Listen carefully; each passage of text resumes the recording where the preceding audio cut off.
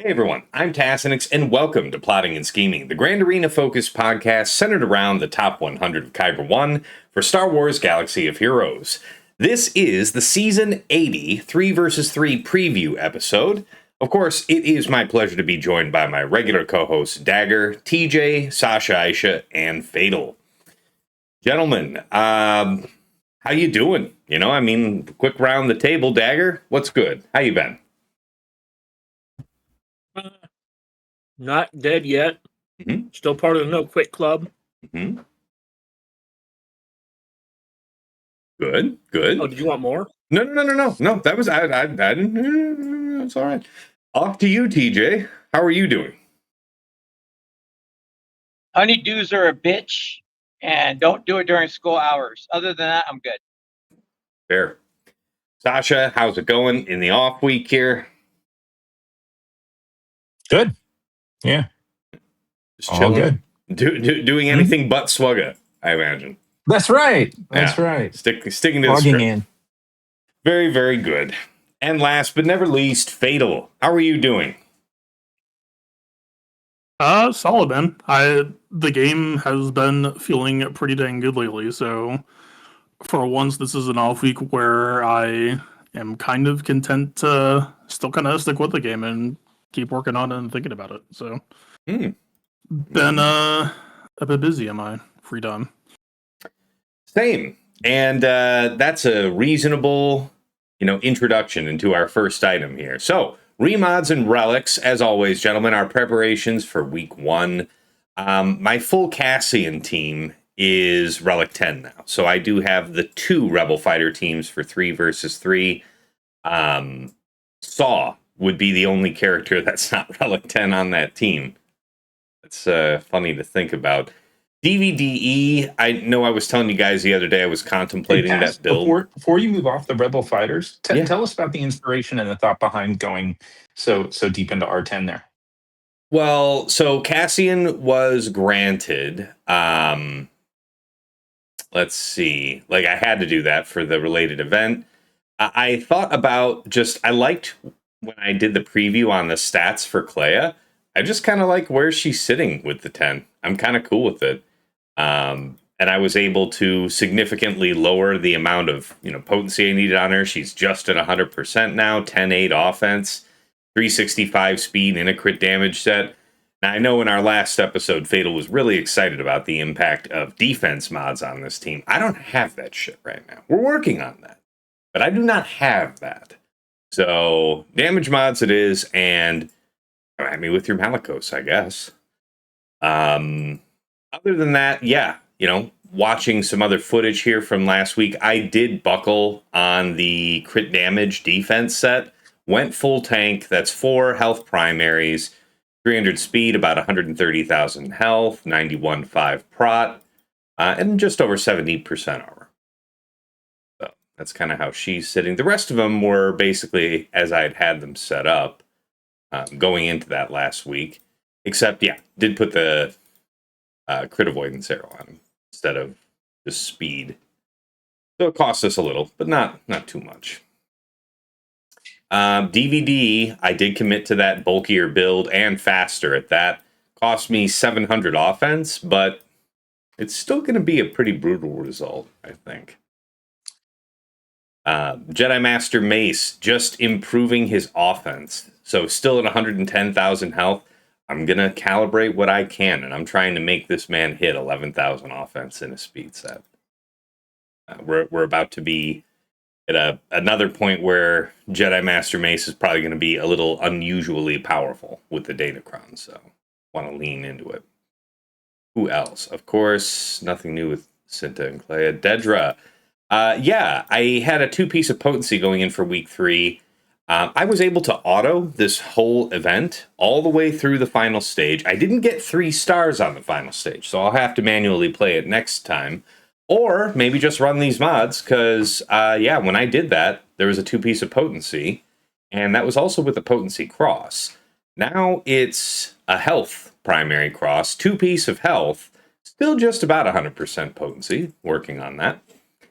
351 speed, crit damage triangle, and yeah, just under 100,000 health. So it was about 80 before. It's a pretty significant jump. Aside from that, yeah, other relics. Was there somebody else I did that I was really happy to get done? I feel like there was. Let me sort that out real quick. Oh yeah, Spirit. Yeah, took Spirit up. Just under 100% potency, 12,000 offense on the nose, 107% crit chance, and yeah, 40% accuracy, all of it. He's just ready. That's kind of it for me. Dagger, you been tinkering with anything here in the off week? Come on, I know that you put this game at the center of your life, so don't try to sell me no bullshit now. All right. Well, I would like to read you a comprehensive list of the R10s that I've done in the last week. Sure. Ben, solo. Going into 3v3, he seemed like a good one, especially with Ezra being refunded and Ezra no longer being on the team.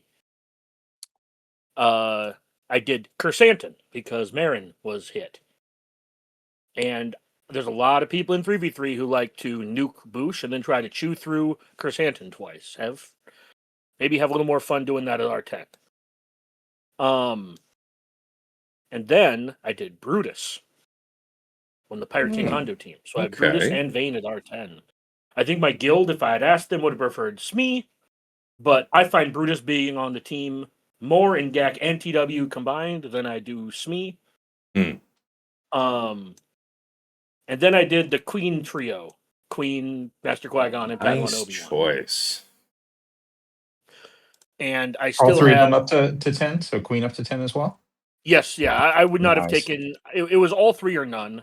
And I Yeah. still have a good handful of R10s in the bank. It felt like the right time to do Queen. I don't know. I'm still not sold that this team is like necessary at R10, but there's a special place in my heart that likes teams that are designed for 3v3. Not because I like 3v3 specifically, but it would be the same reason I would R10 like Scion if I did Treya and Nihilus kind of thing. Right? There is a soft spot in my heart for these teams that are built to be like 3-person cores. That being said, I think CX2 is probably my next one. That's a fine choice. Yeah, good mentions. But I'm still waiting for reason. I need, like, I don't need someone to twist my arm too hard, but I keep hovering over the Jedi Cal Kestis R10 button. Because it's such a good R10. You know, you did touch a second ago on the Marin. I guess it's a quick ask for the room. I took my Marin back up to 9 and put the Omicron back on, pretty much strictly thinking about whenever I want to put Great Mothers on defense. And then I did take Ezra right back to where he was, 10, all his Omicrons. Just want to hear real quick, what did the room do with that? No real reason not to take them both to R10 with all their Omi, or sorry, R9 with all their Omis. I did not give either one. I did not give Ezra back his R10. Okay. I think I might end up doing Ahsoka before I replace his. Okay. Good live with that. I went all the way back up to R10. Yeah, with your Ezra. I kind of shared that enthusiasm on that we talked about in the last time we gathered about the Spectre squad going forward. I think it's going to be interesting, and he may not have the versatility that he used to have, but his impact on that squad is, possibly even greater. It's pretty awesome. That being said, I do expect another buff coming to this team because the change they made, I don't think is going to do exactly what they intended it to do. Because there's a couple interactions where she doesn't counterattack in the stealth kind of thing. So I think that there's going to be another buff coming to that team. Okay. Yeah, I think I also saw some in the last 5 vs. 5 season, things like Zalbar as a tech with the Ahsoka team. Anyway, the thought. Won't be doing that anymore with Ezra being like locked to full Spectre. Yeah, you're probably right about that. What about the rest of you guys? Just real quick. What you guys do with your Marin and your Exile Ezra? Took him right back. Think it'd be silly not to. I think the support characters we've talked about here. Personally, I like the Drogon. I think he's great at 10. We talked about it. Bausch is at 10. So it's like Ben is at 10 for me. He's been at 10 forever. So those key support units, I don't see why you're not doing them at 10 as well. So I just kept it right back. Okay. Appreciate that. So all right. So 10 for Ezra, 9 for Marin, or what? Yeah, I don't disrespect her or what Okay. they did to her. I think she's still a really good character, so I put it all right back. Okay. I've liked Just her as since it then. was. Yeah, because even on Great Mothers, oh yeah, man, Yeah. I don't see any reason to move that. Mhm. Yeah, at our level, there was no reason not to put Marin back to 9. Yeah, I think that's fair. How about you, Fatal? What'd you do? I had just taken Ahsoka, Ezra, and General Syndulla to R10 like after the news post hit. I just took Ezra straight back to R10. I always thought Ray Ezra was dog shit. Like, yeah, Mhm. this doesn't change things for me at all. Mhm. I maybe we'll see. This is still an interesting space to play in that I don't really regret doing it, but Mhm.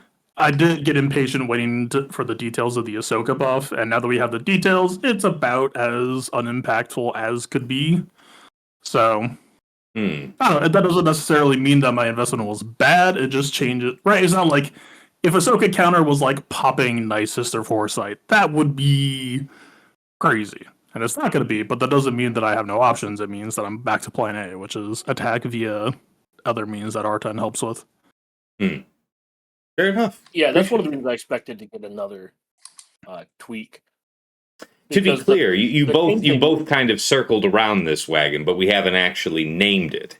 We're saying that the buffs provided are not going to block out the intended lesser counters. You think something like Finzori or Imperial Troopers still may somehow get the job done. Well, she never Finzori definitely will. This doesn't affect like Zori that much. She never really counterattacks Finzori if you play it correctly. This does And then- mostly stop most versions of Troopers, though. Not all versions, but like we'll see. It Not only people are doing does that shit anyways. it only does 1,000 flat true damage, non-scaling. And yeah, it can't be evaded, which you might think sounds good, but in this case, we kind of wanted it to get rid of Foresight, so Okay. that What other Interesting turn meter based difficulty. counters are still going to work? And then, if anybody knows, is there actually any that are being explicitly blocked out by this, or is it really just so anemic of a change that it's like what Fatal said? It really amounts to nothing. It's more so the latter. I won't speak to TW, but I know that this does kind of nuke a counter that I think a couple of guilds have used in the past. Now know I think that there are Trench- still No, I know Trench versus Ahsoka has existed on the fringes, and yeah. this actually kind of maybe helps it in some unfortunate ways. Yeah, that's We'll why I see. said it's mostly the latter of this doesn't do anything. Like, this doesn't accomplish what they wanted it to accomplish, which is, again, why I expect there to be another buff to this team. Okay. All right. Because the true damage is... Because when you gain turn meter, they lose...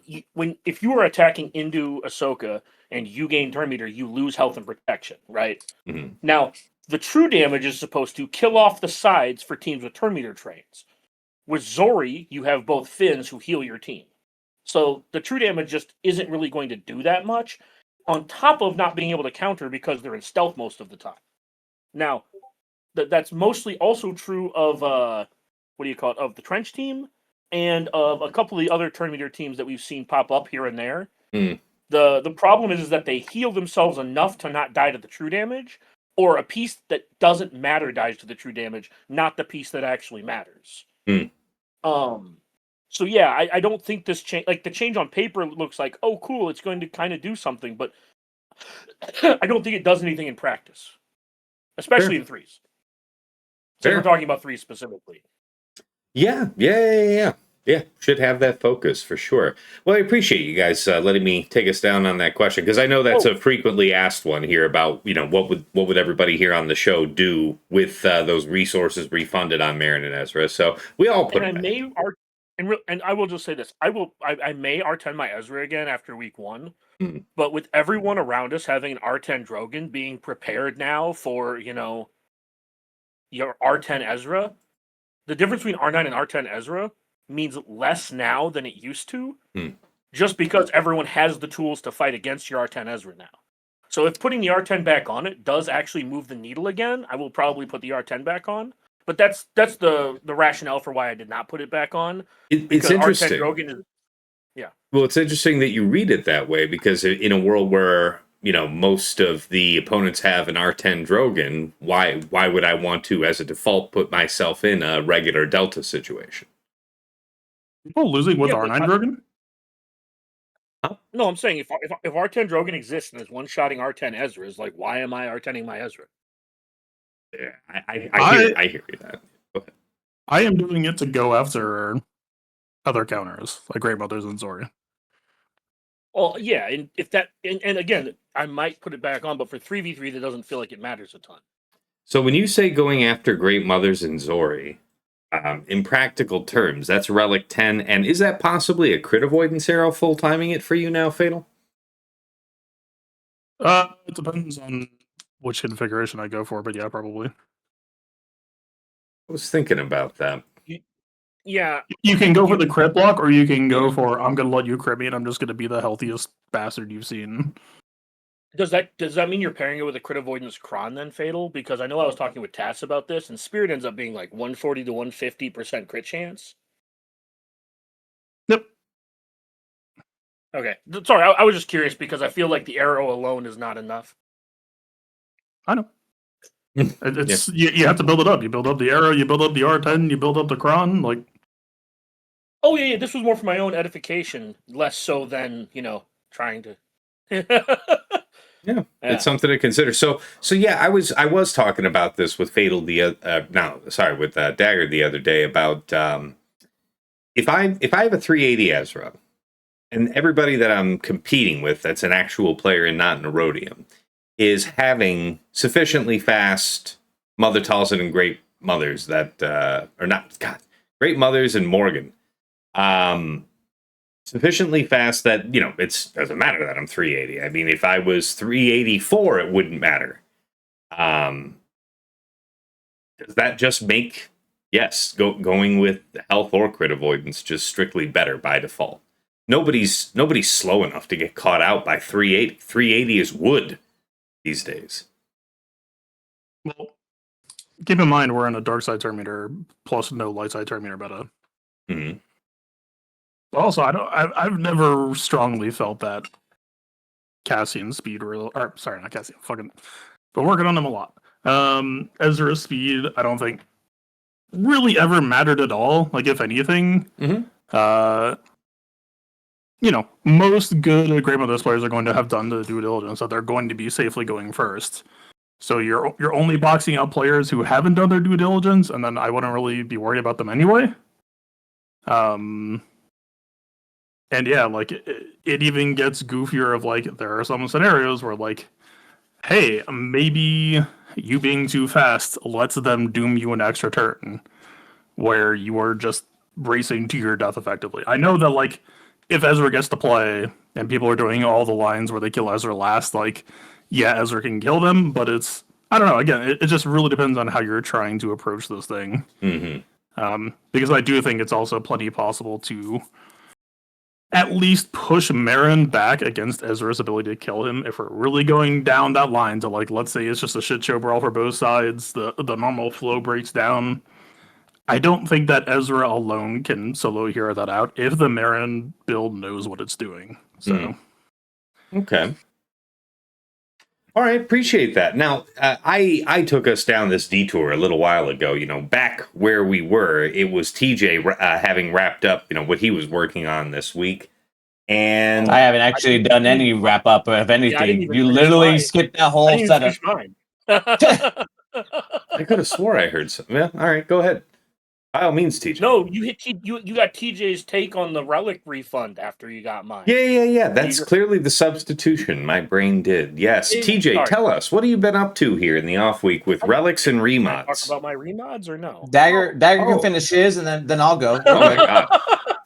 All right. Yes, I will have to be streamlining our attendant from here. Yes, by all means, go ahead, Dag. I want to hear it because we'll Sorry. have to get it from everybody, and I'll have to take it from somewhere else. No. It's relatively quick, I think. Like No, like I most don't of mean us, to rush it. I got mods put on my ISB and Cassian, kind of in not necessarily a hurry, but in an expeditious fashion for week 3 of 3v3. So I have spent the last few days just, I wouldn't say refining, but doing a little bit, putting a lot more effort into getting them in a little bit better mod sets. Mostly just defense, offense sets. I know like we'll probably land on like like more bulk, but again, like Tass was saying, I don't got it. So offense sets on like the rebel fighters, I mean.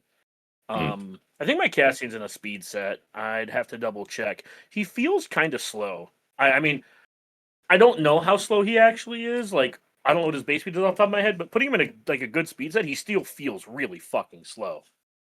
And I don't know if that's just me trying to like cope with the fact that like I don't know. I don't know, man. He doesn't feel fast, so I feel like I want to take him out of a speed set, but I don't actually know what to put him in outside of that.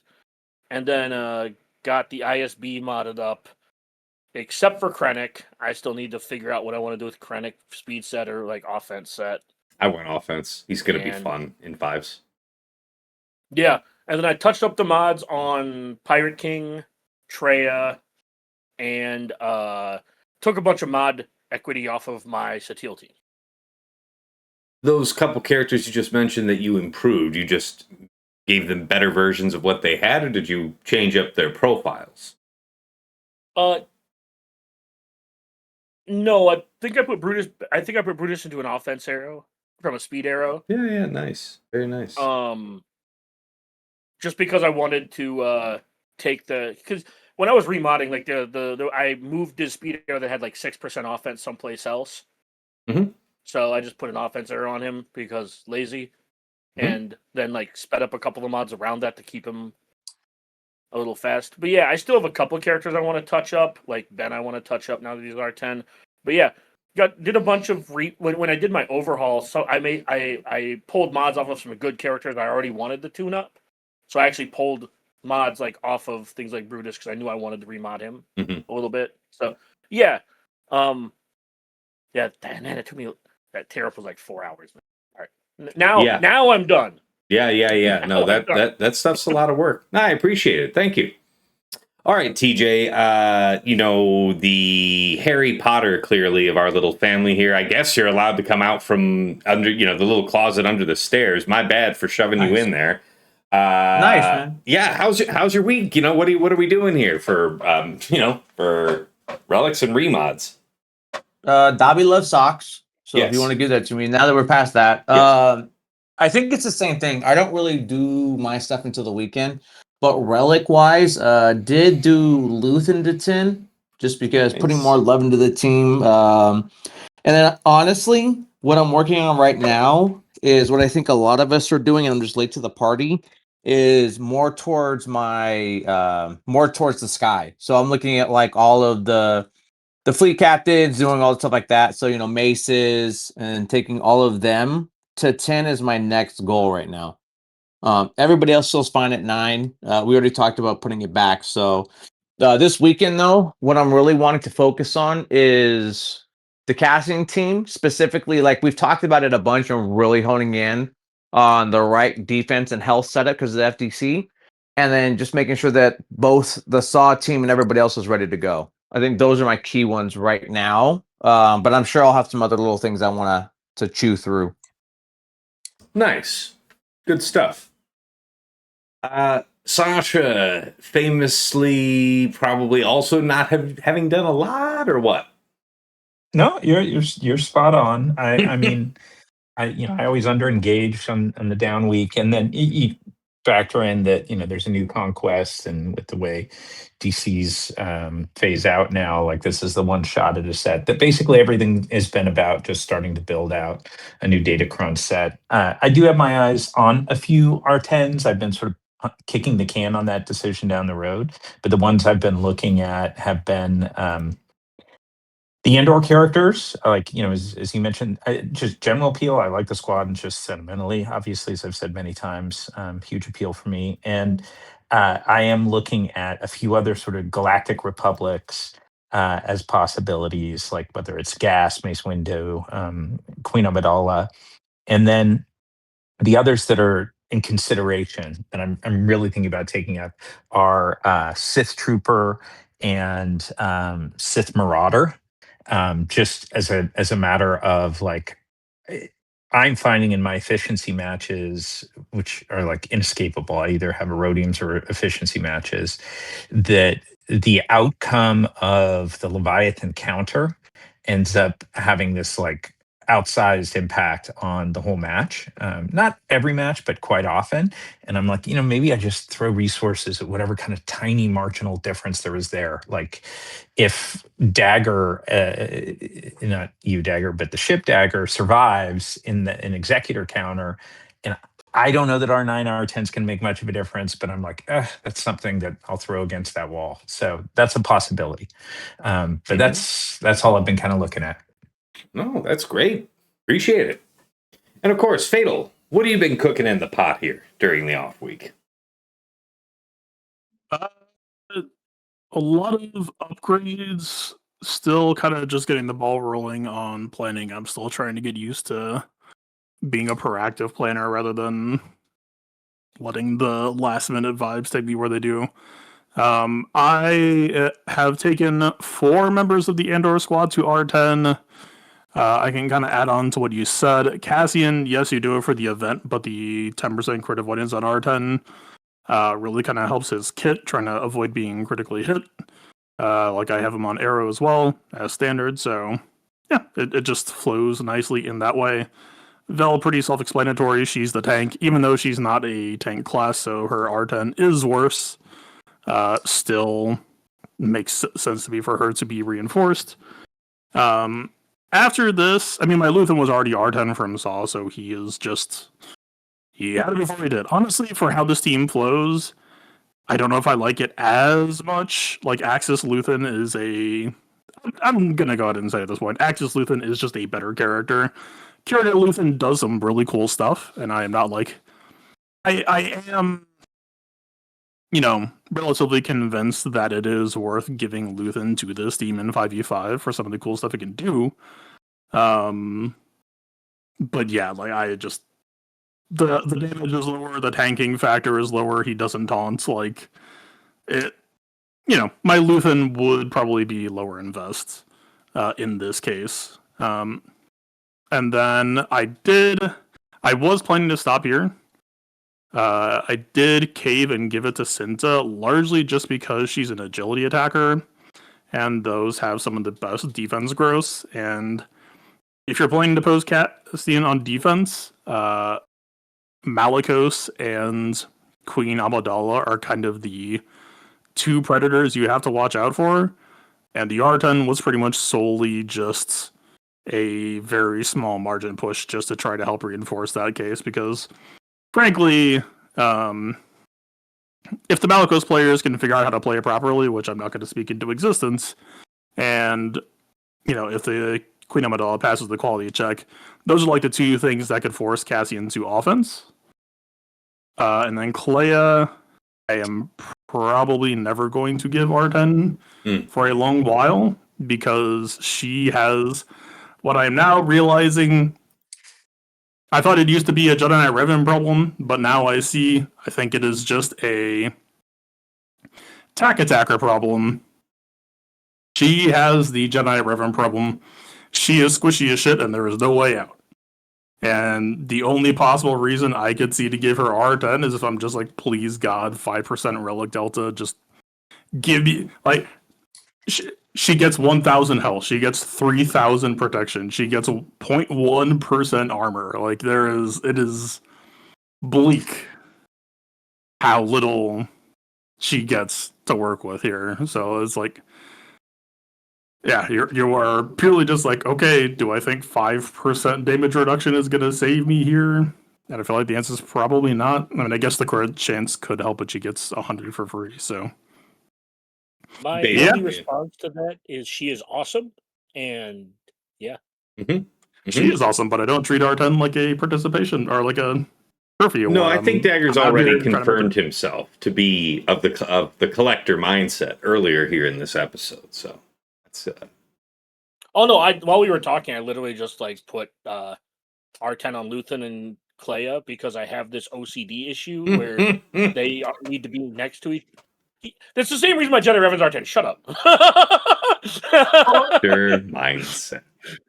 Look, man, like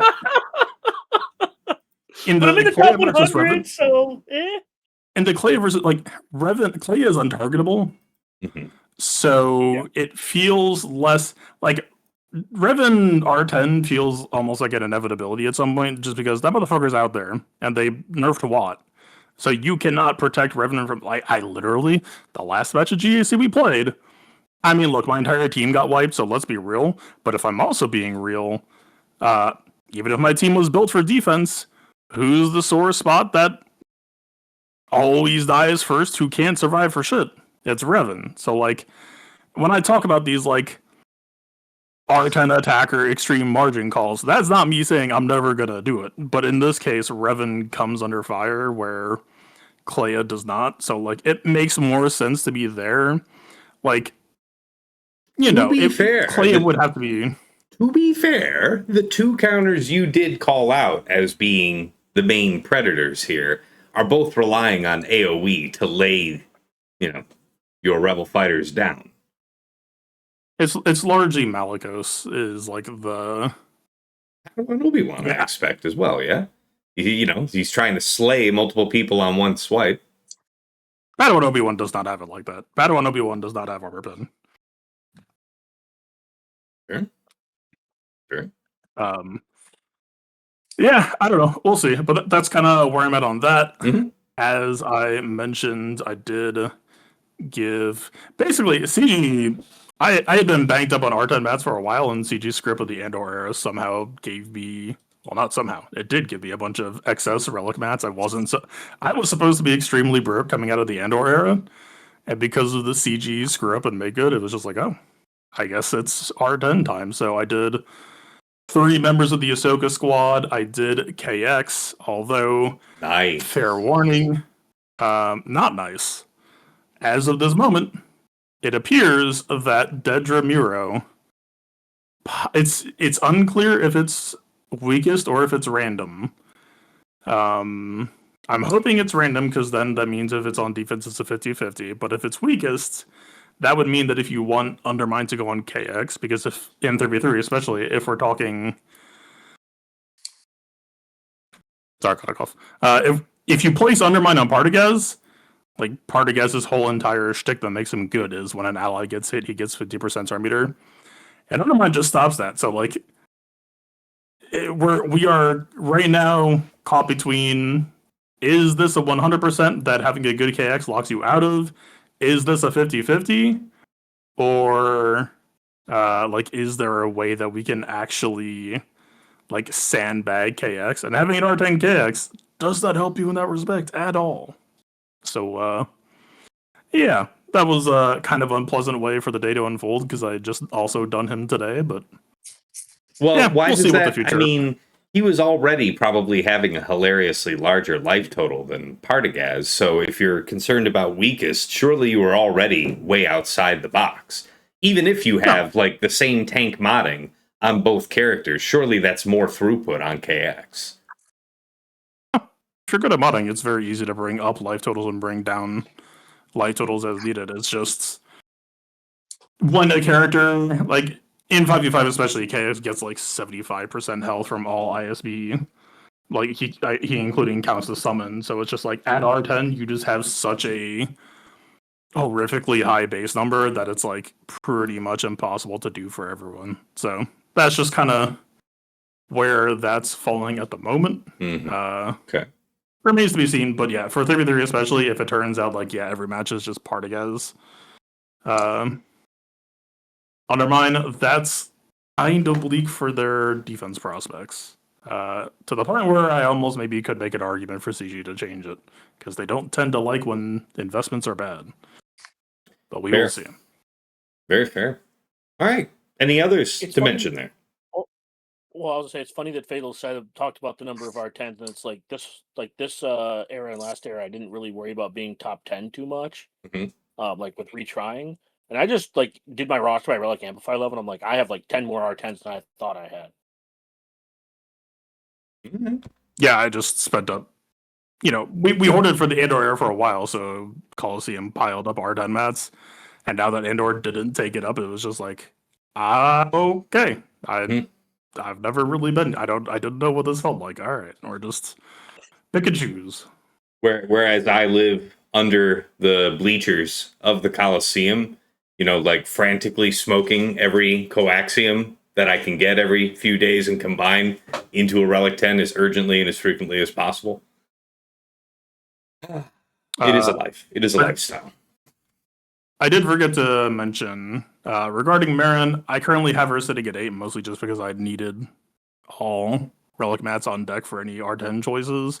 I'll probably take her back to R9. Keep in mind, if people are dooming on Marin, like this last week, I killed a Cassian squad with Marin. So, is her GL hunting days over? Sure, but there are teams to exploit. To be It's just a clear, matter are you saying Great Mother's Marin, or do you actually mean Mother Talzin Marin? I am talking about Mother Talzin. I do not. If I'm talking Great Mothers, I will say Great Mothers. Yeah, and then my use case, I'm thinking I'll be getting most out of is with Great Mothers. So I appreciate it because this is what I would have assumed you would meant Great Mothers. Yeah, if Glad you're mentioning if people this, are doing on Talzin Marin, exactly. Yes, please. Yeah, Mother Talzin is still like. So here's the thing that people need to remember to a certain extent is that Marin may not work against Jabba, but Night Sisters still are like one of the like most cheese dick teams ever.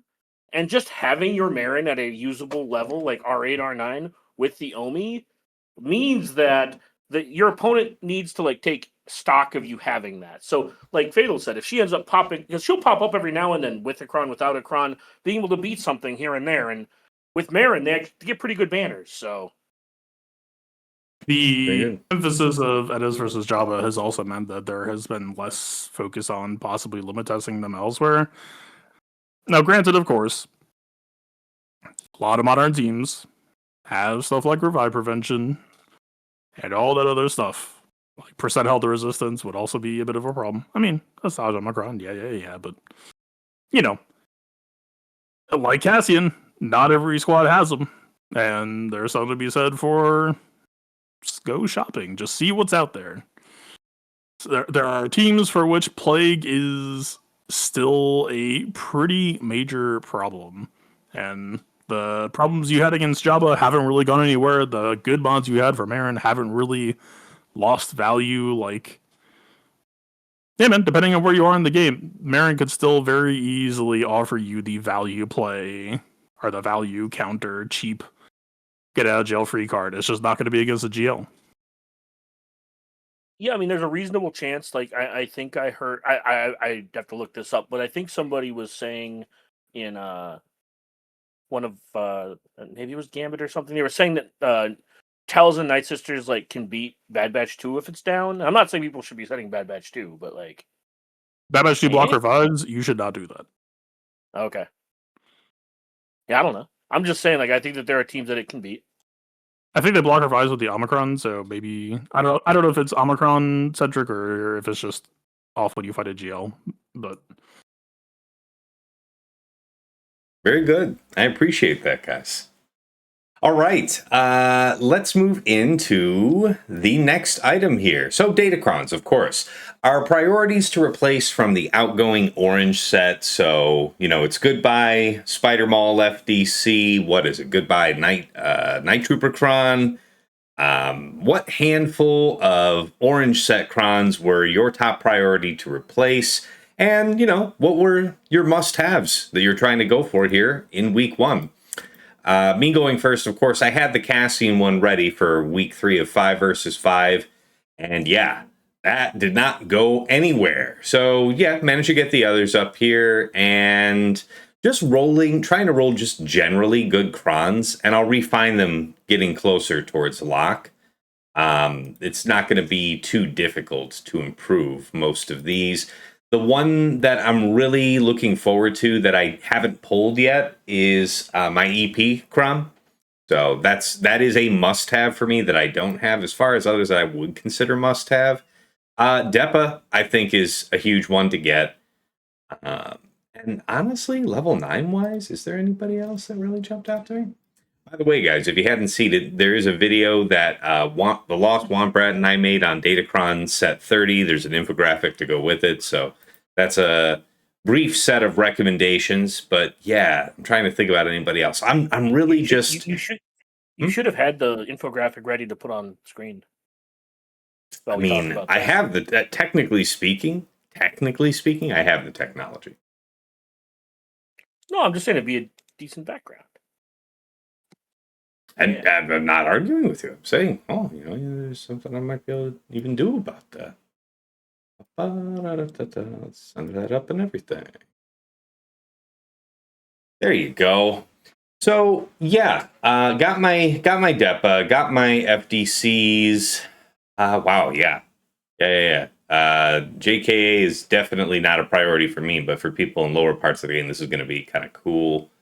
Dooku's just Dooku's kind of neat, but not as crazy. I think JKA is underrated. I don't think it's going to be like game breaking or anything, but I do think it's better than I think people are giving. Maybe not. I shouldn't say giving it credit for. It's one of those things where I think it's properly rated, where like you're going to use him occasionally, and this gives you a reason to like maybe use him a little bit more, kind of thing. So, I mean, just looking here at my inventory, yeah, this Darth Maul one, I've been getting questions all during this off week about what I think about this. I really could only see you getting something cool out of it. Maybe doing like a Darth Maul lead team with Bane. Otherwise, as far as like High Kyber 1 application, I'm not immediately seeing it. Would love to be challenged by somebody in the room. I don't know if it's probably not a thing anymore, but there used to be the Darth Maul led Traya team. Yeah, I'm not saying it's good or it's a thing. I'm just saying, like, Fair enough. If you were going to set Traya, this might be worth. Maybe not. Actually, not for threes. I don't think this is good in threes. Never mind. Well, I'll tell you what. I mean, that's pretty much it for me. I'm still going to work on that EP cron and see what other things I can refine. Like I was saying in previous episodes, looking to have something like 11 to 15 of the regular of the Datacron set, and then, whatever FDCs are available by the end of the Conquest run. So I've still got plenty of time. Dagger, how about you? Your Datacrons. Oh yeah, I guess I didn't really mention what I was hurrying up to replace. The fact is that the stat profile and everything from Orange Set is not easily replaced in this newest set. So what I was actually doing is largely thinking about the future where at the end of this 3 versus 3, power for hire is gone, and there's a lot more similarity between these Datacron sets, so I'm thinking for the big replace on that. And I've used a good number of these crons, so yeah, FTC's notwithstanding. All right, so now over to you, Dagger.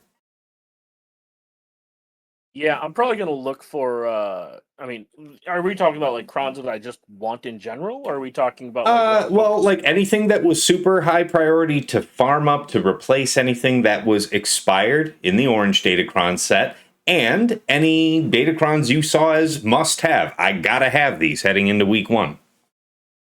I already did so what I've been doing is I leave some of my crons at level 3, and then, like, I built most of my replacements before the set even dusted.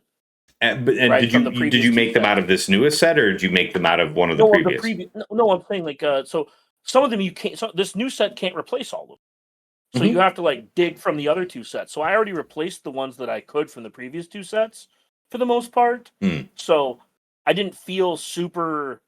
Oh my god, I need XYZ. I mean, some of them slot in, right? Like Emperor Palpatine slots into the DVDE thing, right? Like some of them obviously will slot in better. Mhm.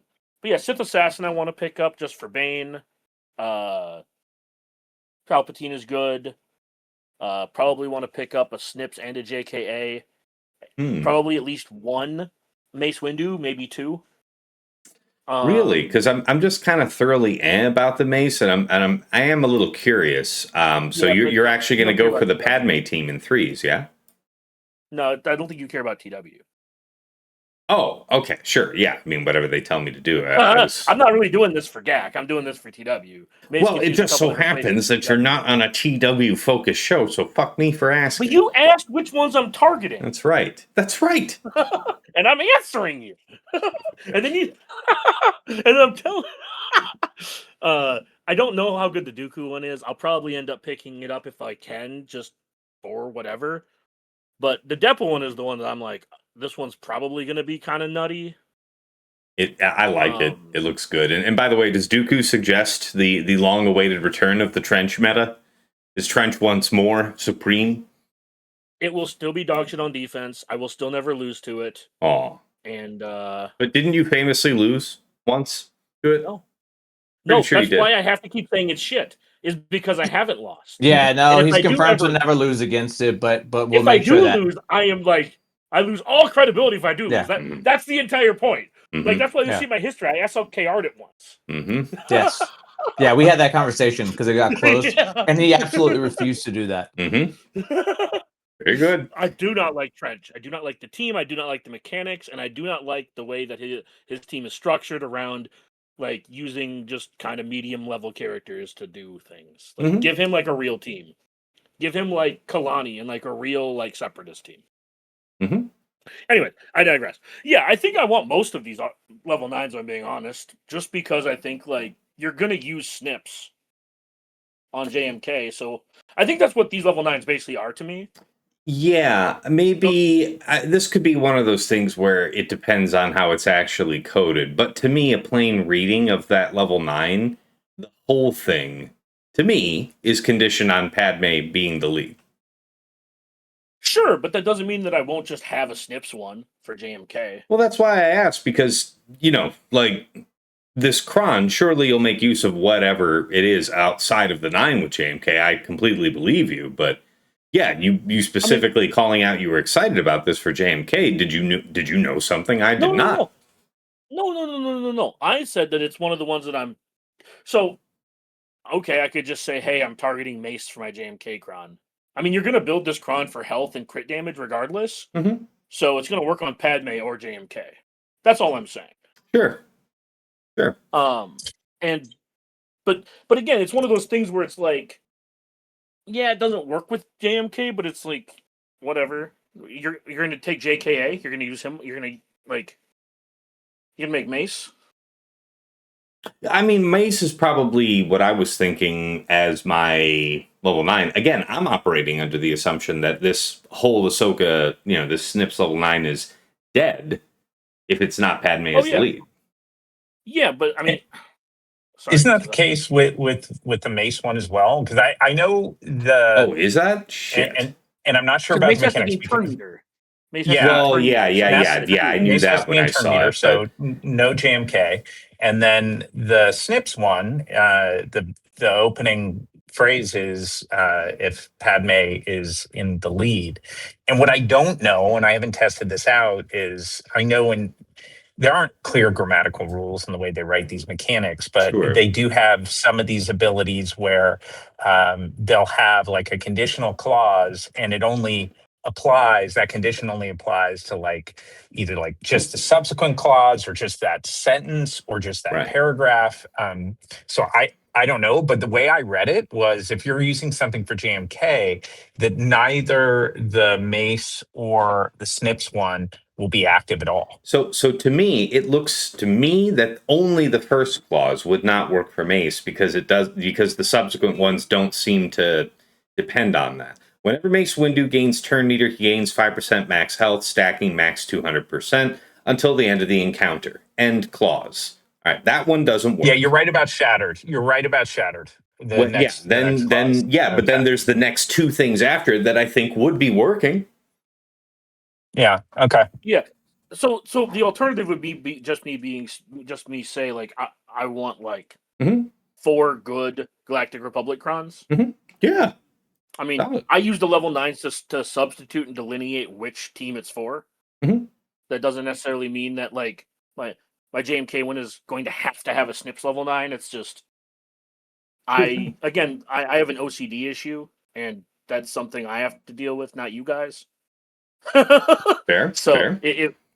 if I had 9 Depa, like let's just say I had 9 Depacrons and they were all for different Galactic Republic teams, my brain would not allow that to be the case. I would have to re-roll level 9s to delineate, even if the JKA one is for my like JMK team with no JKA on it, right? Like my brain doesn't like that. And ultimately, at the end of the day, this entire game is about itching the different dopamine receptors in your brain. So Gamify your neurochemistry. EA Sports. It's in the just game. think about how miserable a lot of other video games are for me if I'm that way with this game. Just think about that, everyone who's listening, just how miserable my life is playing video games with my OCD. All right. Well, do we cover all of your Datacron exploits here then? Dagger? Yeah. I'll take that as a yes. All right. On to you, TJ. What have you been cooking up here for? What have you been cooking up here for week 1? Hot priority expired Datacrons that you sought to replace, and/or your must-haves from the new set for week 1. I think we're all going to say the same level 9s, blah, blah, blah. I don't think any changes. I am focusing on light side bulk. With defense, health, and everything else, light side bulk feels like a very big replacement. Generally, when we have it, we have I'm going to air quote them, bulk teams that really love having that setup. So that's been my biggest one. So I think it goes to what Dagger's saying with 9 of the Depacrons or whatever else. But basically, bulk was a big one for me. I actually want Dooku, not for Trench or whatever else. I have generally used, and I told you this, with Bane. Yeah. And this setup feels like a very good one for Bane. And I was reading it. It feels like a very, like, hand-in-hand setup with the bonus turn or whatever else we're going to do. That felt super good. The other one that I actually want, funny enough, I want the one with red. And I want the one with red because you're going to have Dre, you're going to have red, and you're going to have SLKR. They're going to love it. Everything about it feels super strong with the setup. And giving that man 50% offense and some defense pen, it feels good. So those are some, I think those are my biggest ones. I definitely want the Dooku just for my Bane because those two together are like a match made in heaven, surprisingly enough. Fair enough. Good calls. Sasha, how about you? I'm assuming you probably have a mental laundry list, but you're you know what? No, you're just slacking on your remods for Grand Arena. You're not slacking on your conquest. So what have you been cooking up here with your Datacrons for week 1? Yeah, I have been sort of chopping up raw ingredients, but I haven't prepared any real dishes with it yet. So, but I do have stuff in mind. I don't think that I'll do this, but and I was at a spot where my connection wasn't good to jump in when you were talking about the Darth Maul Datacron, and I know we talked about it last episode. I don't think it will play, but I just love the concept, and the little concept that I had, in case any listener wants to try it, was Darth Maul with Savage, probably Talon. But the reason for Savage is you have a pre-taunting tank, high survivability, who generates a ton of turns, right? Because of his unique, he's getting turn turn meter. And the Darth Maul, one of the real nice wrinkles to it was not only the 200% offense, but his basic assists each time an ally takes a turn, and Savage takes a lot of turns. So this is a really solid C-level team probably in threes, but if it were your 15th, it's kind of cute. And you're not really, I mean, if you have Treya doing something without Savage, maybe it's not that common. They're pretty well tied in most of the times in threes, but Talon generally doesn't have a home. So I thought that was kind of a fun one as a possibility just to generate turns and make some use of Darth Maul. Like TJ said, I like just generally, I think it's the biggest applicability for this new set is just like a solid volume of light side thick. I think that combo with defense and other survivability stats really stands out, even relative to other stuff that we've had lately. So those would be the top. I am a little disappointed in the Snips 9 because I liked the concept of having a Padme squad that you can use on offense. I think that's doable, but the reality is, like, I think a Gidme is still really effective with the 20% protection up light side level 3, the longer text Galactic Republic level 6 that allows any GR ally that has protection up to ignore taunt is really pretty. And when they assist with protection up, they cause protection disruption. That's pretty awesome. And all of that is great. But that squad tends to really do best when it is just right out of the gate with like literally Gidme. So it's got Gideon as part of it.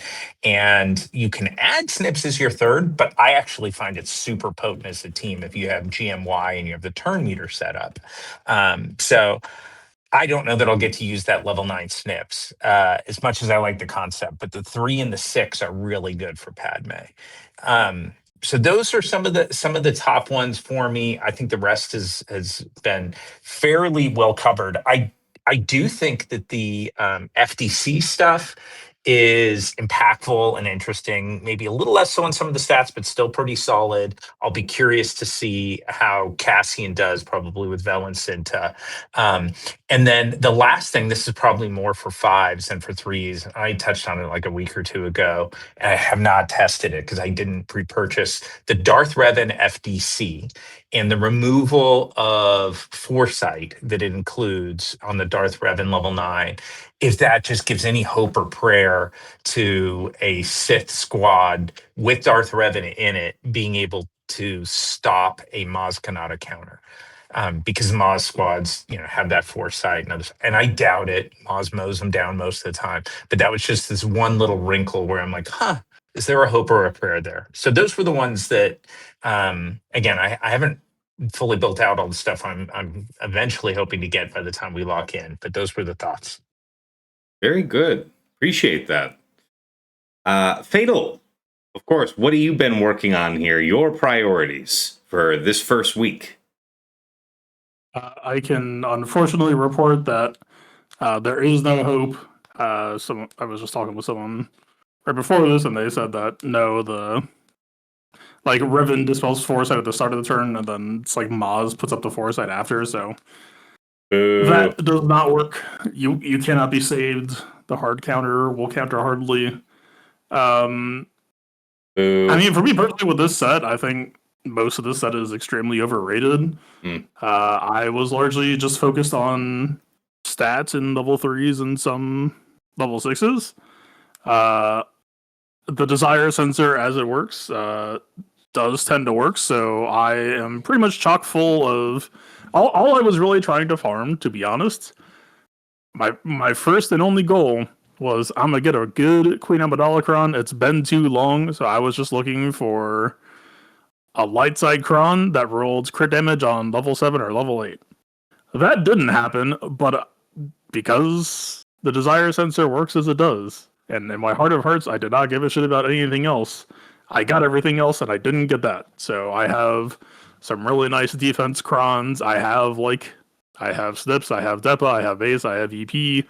I don't think most of those crowns are very good, Like Snips is probably the standout to me because you have to remember that this is a 3v3 cron set. And by the way, for folks listening, that specifically means that the way crons are now, lasting 90 days, it's going to have 2 seasons live in 3 and only 1 in 5. Right. And Batman Mesosoka is not necessarily like a forefront team, but it was always a respectable team that I could see this making it become playable. But yeah, right. Like it's kind of awkward to me that like on paper to me the strongest thing in this set is light side bulk plus defense. But if this is a 3v3 weighted Datacron, then you only get value on that light side bulk level 3 for 1 out of 3 seasons, and that's a little bit awkward. I mean, 30 to 45% bulk isn't the worst, but certainly you could do better. Yeah. So yeah, that rings a little bit weird, but yeah, just trying to flesh out my stat pools more than anything. I mean, like let me see. I'm pretty sure like I natural rolled like an EP9 with a bonus turn Sith 6 with D speed level 3. Yep, that came in easy. Like I've got I hate it. I've got everything that everyone's chasing, and because I didn't give a shit about it, and that's how this game works. It is. I didn't get what I wanted. But I guess I am quote unquote ready for the meta. Yay. Very good then. Hey, Fatal. Follow-up question for you. So you were mentioning in this set, your ideal QA cron would have at least just had a CD roll under 7 or 8, for a big amount of crit damage there. Like, what would have been your full-on, let's just say, ideal scenario? Are you just comfortable enough that the level 3 thick is enough survivability that, frankly, just the more offense you get, the better. And as long as it was a decent chunk of offense, you're just offense, I mean, like damage dealing stat, crit damage, that you were going to feel pretty good about it. So if we're in 5v5, the archetypical answer for the ideal QA cron is you slam either just as much crit damage as possible, or like, you're not terribly upset if you see like crit chance to help Qui-Gon, or like health is just damage as well. So if you're trying to skim out on rerolls, you could just leave health B. Yeah, bulk is damage, so that pushes your judge its survivability as well as killability. And then in this case, like long text GR hits in some circumstances. The more I think about it, I actually really start to love the idea of Galactic Republic defeats an enemy, take a bonus turn, because you kill people when playing Queen Amidala pretty dang often. And the idea of just like chaining Qui-Gon basics against a Rey squad and just completely mopping up sounds incredibly fun. But yeah, while GR allies have protection up, they get 50% accuracy, counter chance, crit damage, taunt ignore. Can't really ignore that. Like, there's no doubting that's nice utility. Like, yes, of course. I did start to have thoughts on this, of like, okay, so this is a 3v3 centric cron. Bulk is still not nothing, but I do wonder if there was ever something to be said for like light side 15% TM.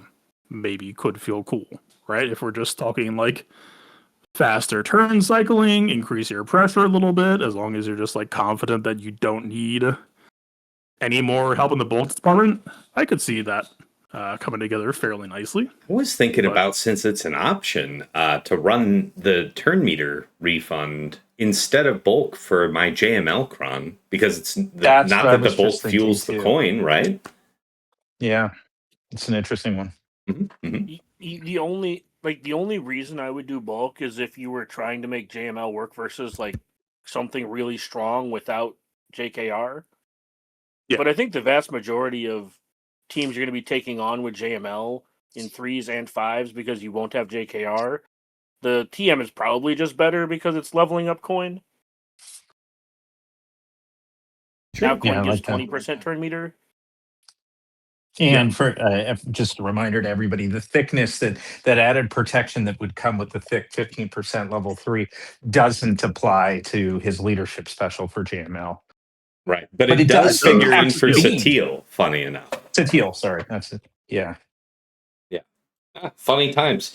Okay, guys, we've covered, our remods, our relics, the Datacrons that were hot to prepare. Let's talk a little bit about the teams that we're excited about for this first week.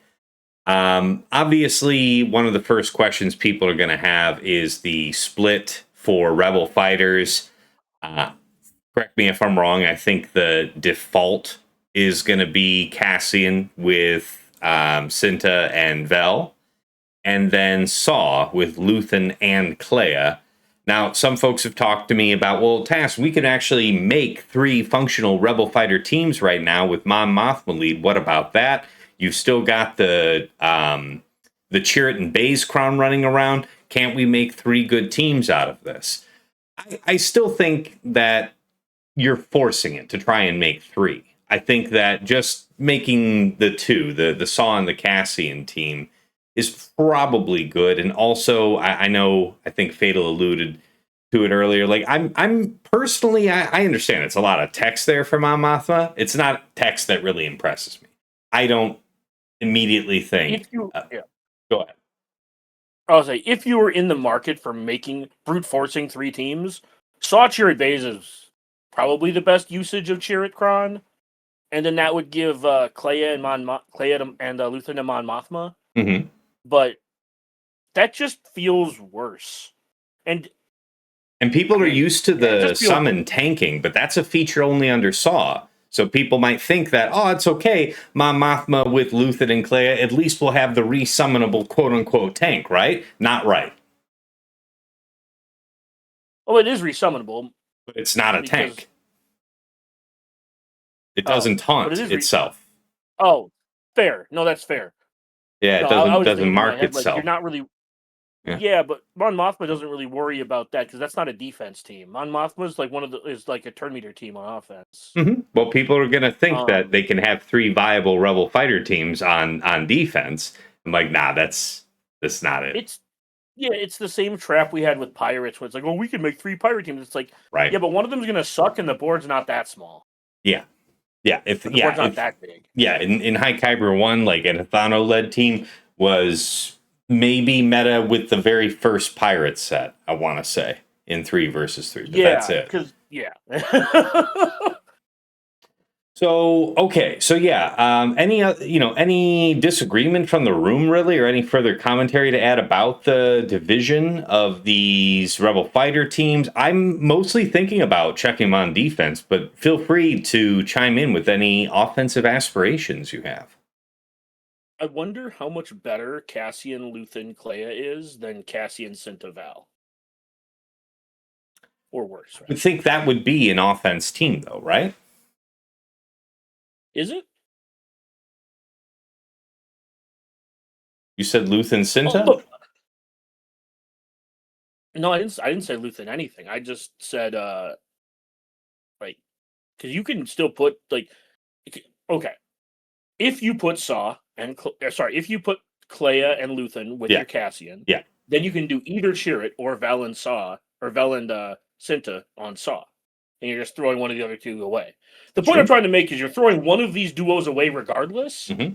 So I'm simply going through the mental exercise of, is Chirrut the one we're throwing away, or would we rather have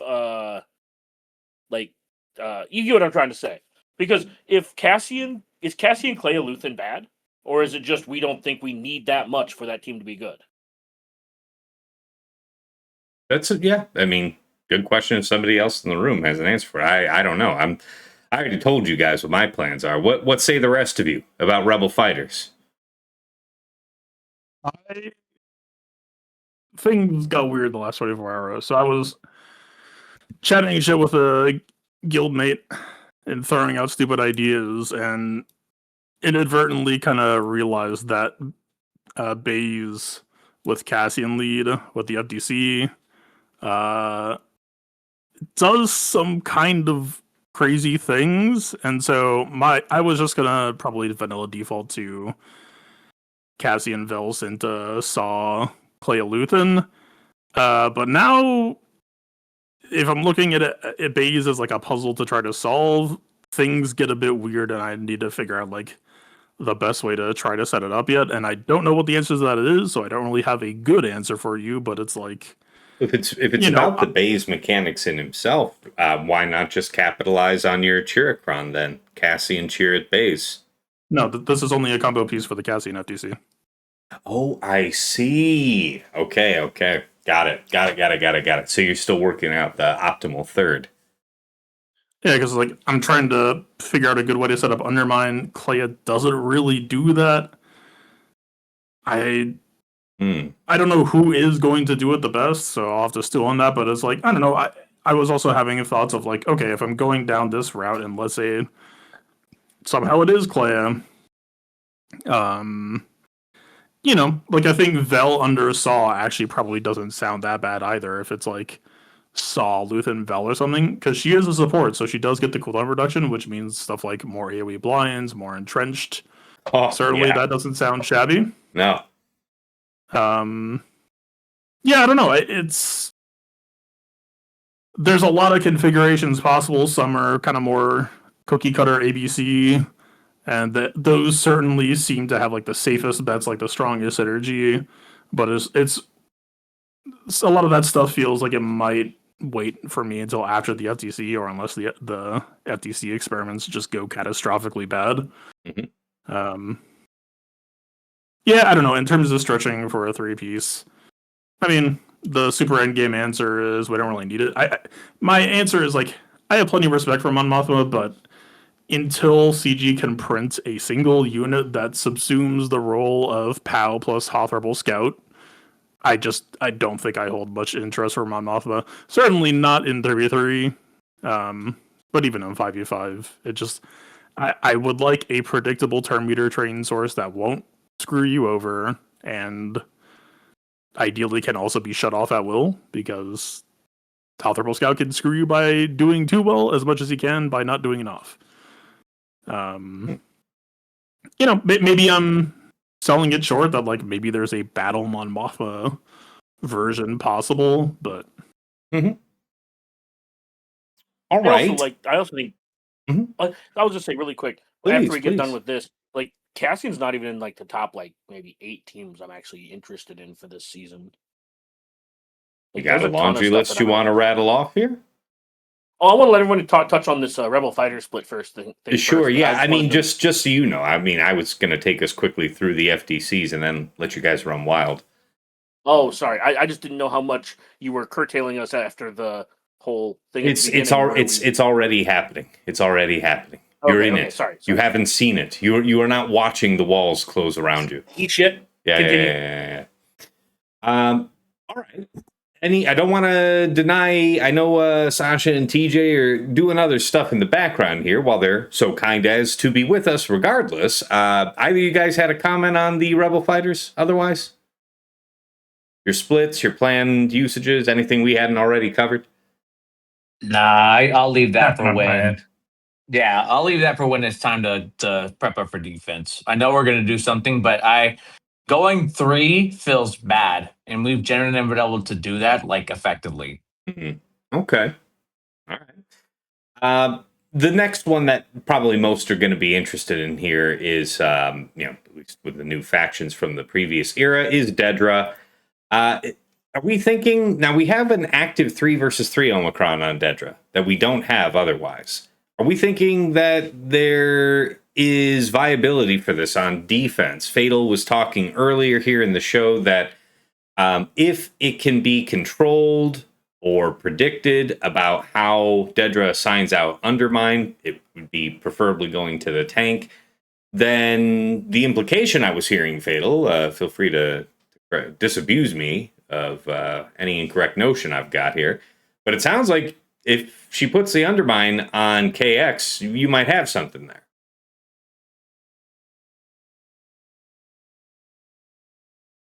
Or not. Maybe not. Fatal, you're on mute.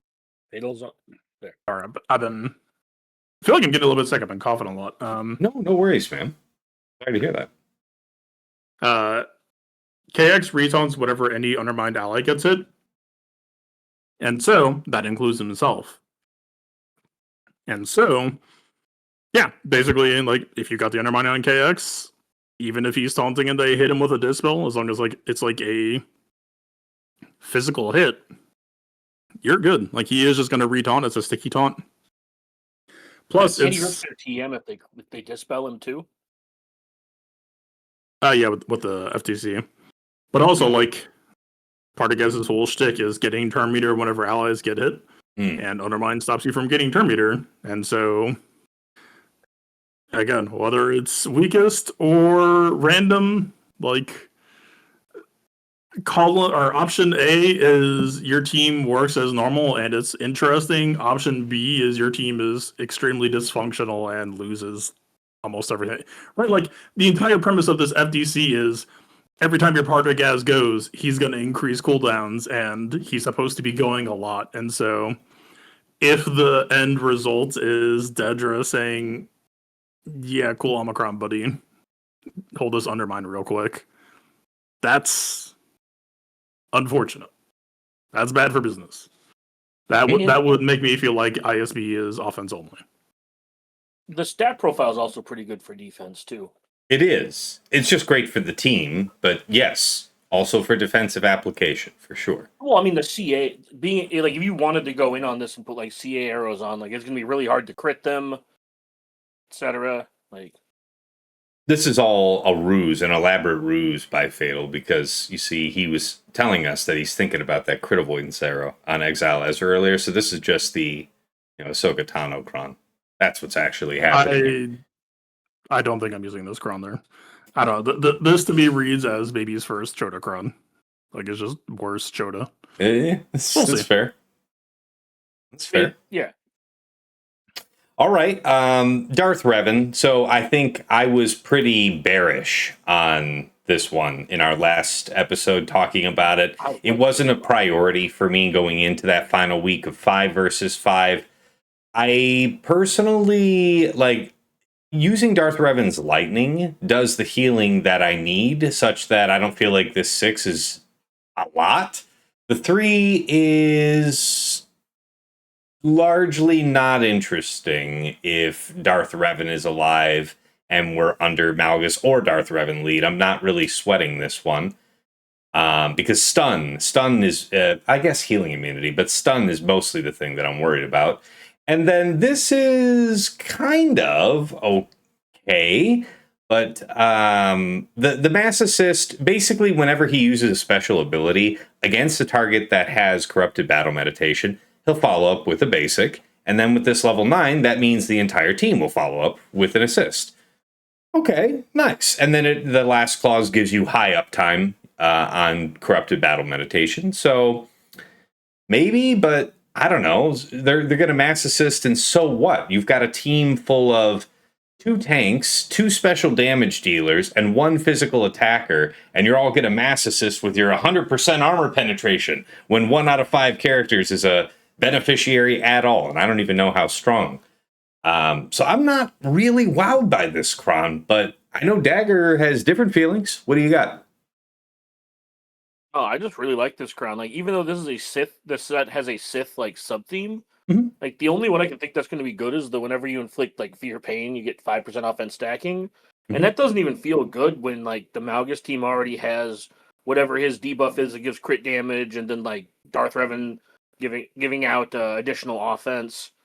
I was thinking about the stagger stun one, actually, personally, but there's a few different ways to go for that level 6 if you're otherwise. I feel like I just feel like the 100% health paired with the Darth Revan dispelling foresight, and you can't healing immunity my Darth Mallet, go fuck yourself. I just feel like those things alone are just good, and 100% health. Like, there's no dark side bulk, and I think this is probably better in 5s than 3s. But I do think that Malgus is going to be better this season than it has been in the past, and I think the FDC is going to be one of the reasons it's better. Sure. Yeah, I mean, to that point, the level 6 is actually probably very good for 3 versus 3. And again, it is a 3 versus 3 timed set. So yeah, like Malgus Malik BSF is a pretty classic 3 versus 3 team. In which case you don't have Darth Revan's Lightning to help heal her. In which case this level 6 actually does something. So fair enough. Or you're cutting BSF for DR because you're not doing DRZ, and in which case the BSF one doesn't matter because Darth Revan's healing the team. Right. So again, not saying this is going to be like the most amazing Kron since sliced bread. I just really like this because it gives me hope that Malgus is going to be something more than a bench one. Yeah, surely it is going to make Malgus a little bit better, but I mean, the stat profile is, the huge health is very nice for that team. Yeah. No, all I'm saying is I really like the Malgus team, so I'm super excited for that Kron specifically because it means I actually get to use the team. So that's why I like it. So the DR Kron, though, any other thoughts from the room on it? Anybody have any hot plans outside of Malgus? Anybody want to tell me that I'm crazy to think that it's kind of What do you guys got?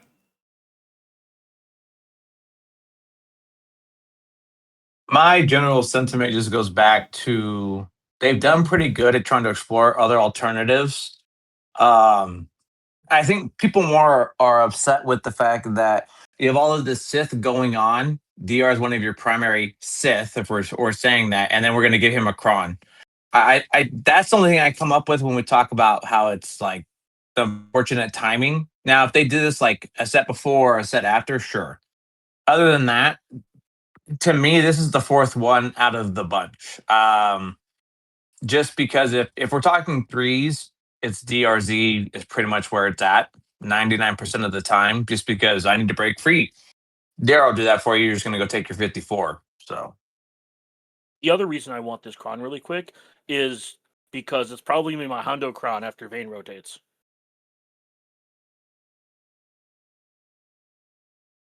You're muted, Tass.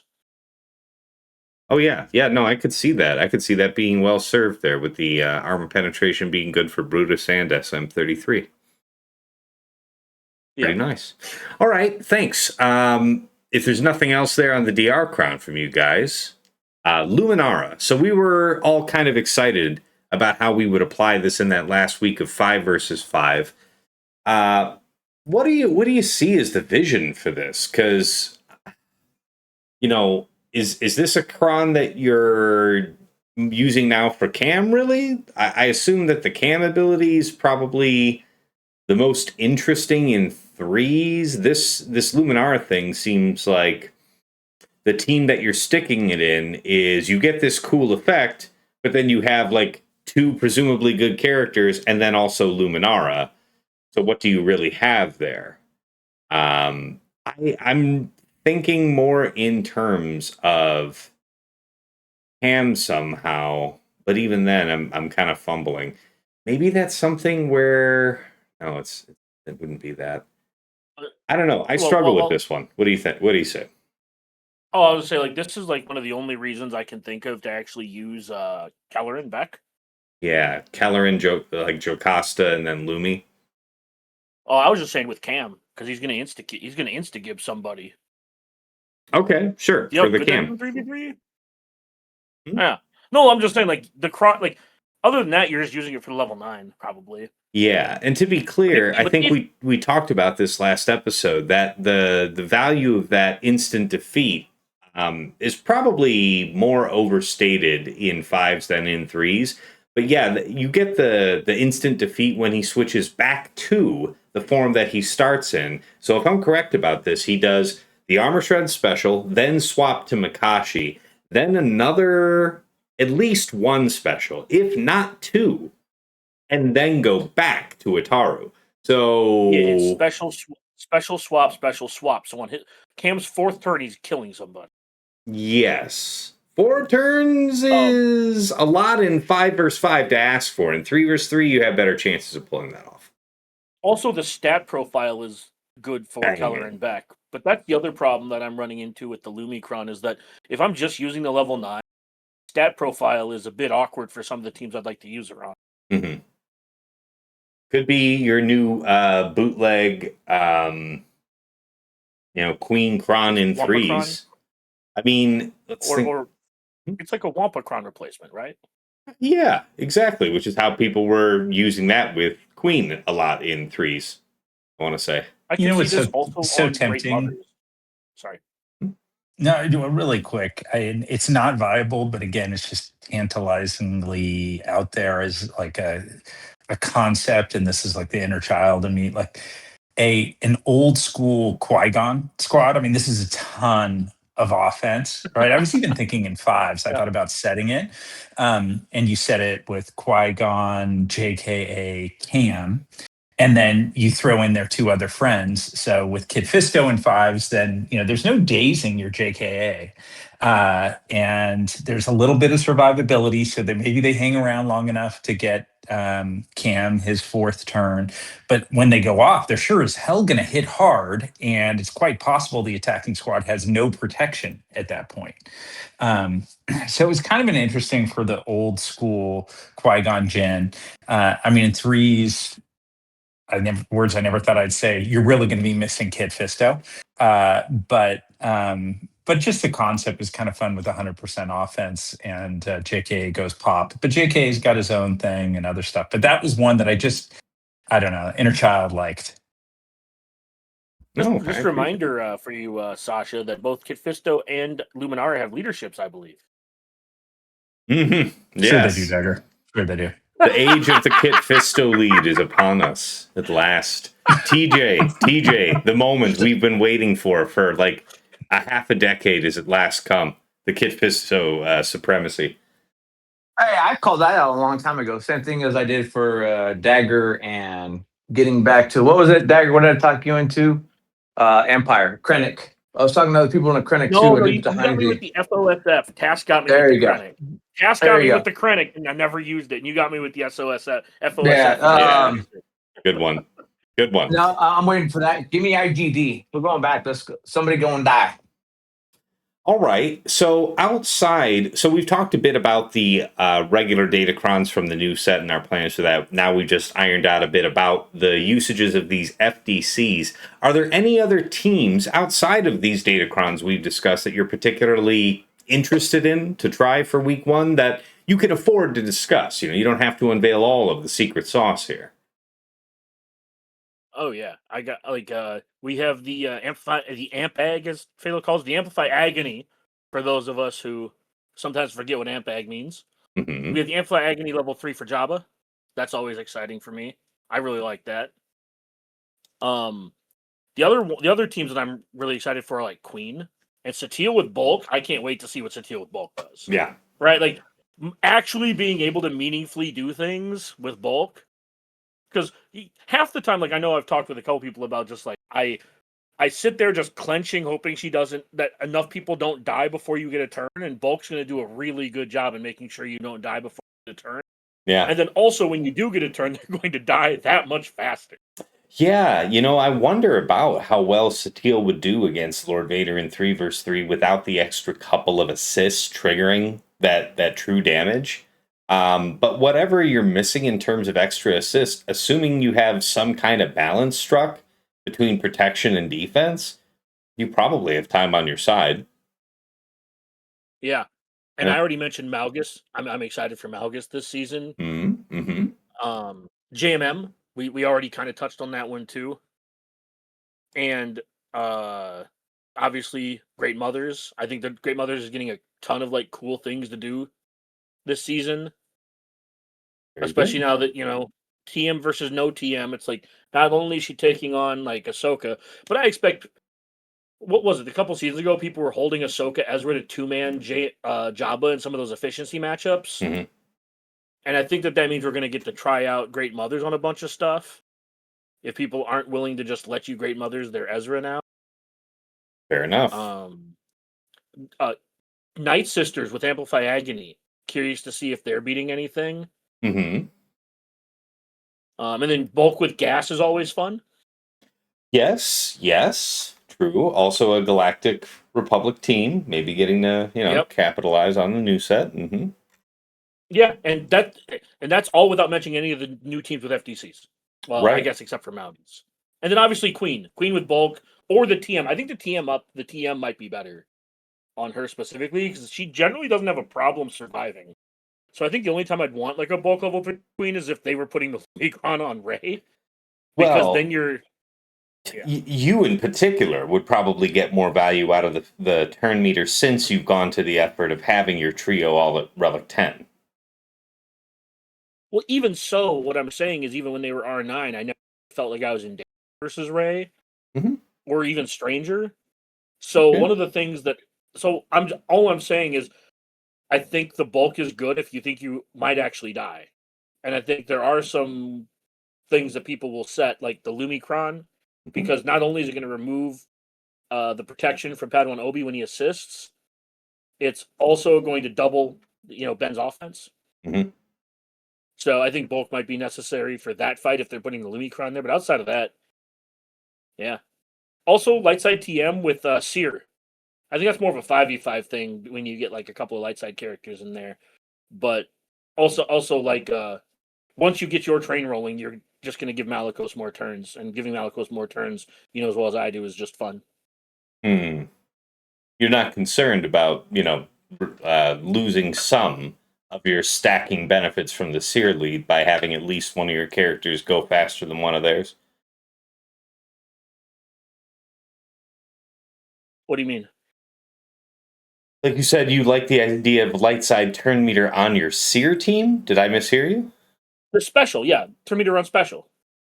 Oh, on special. Yeah. Okay, sorry. Yeah, I'm still used to thinking 25% preload. My bad. No, sorry. No, that's my bad. Because that's more turns for Malikos. No, And more I get turns it. for Malikos I get is it. more fun. That makes sense. No, that makes sense there. It's not causing the problem I was worried about, so good enough.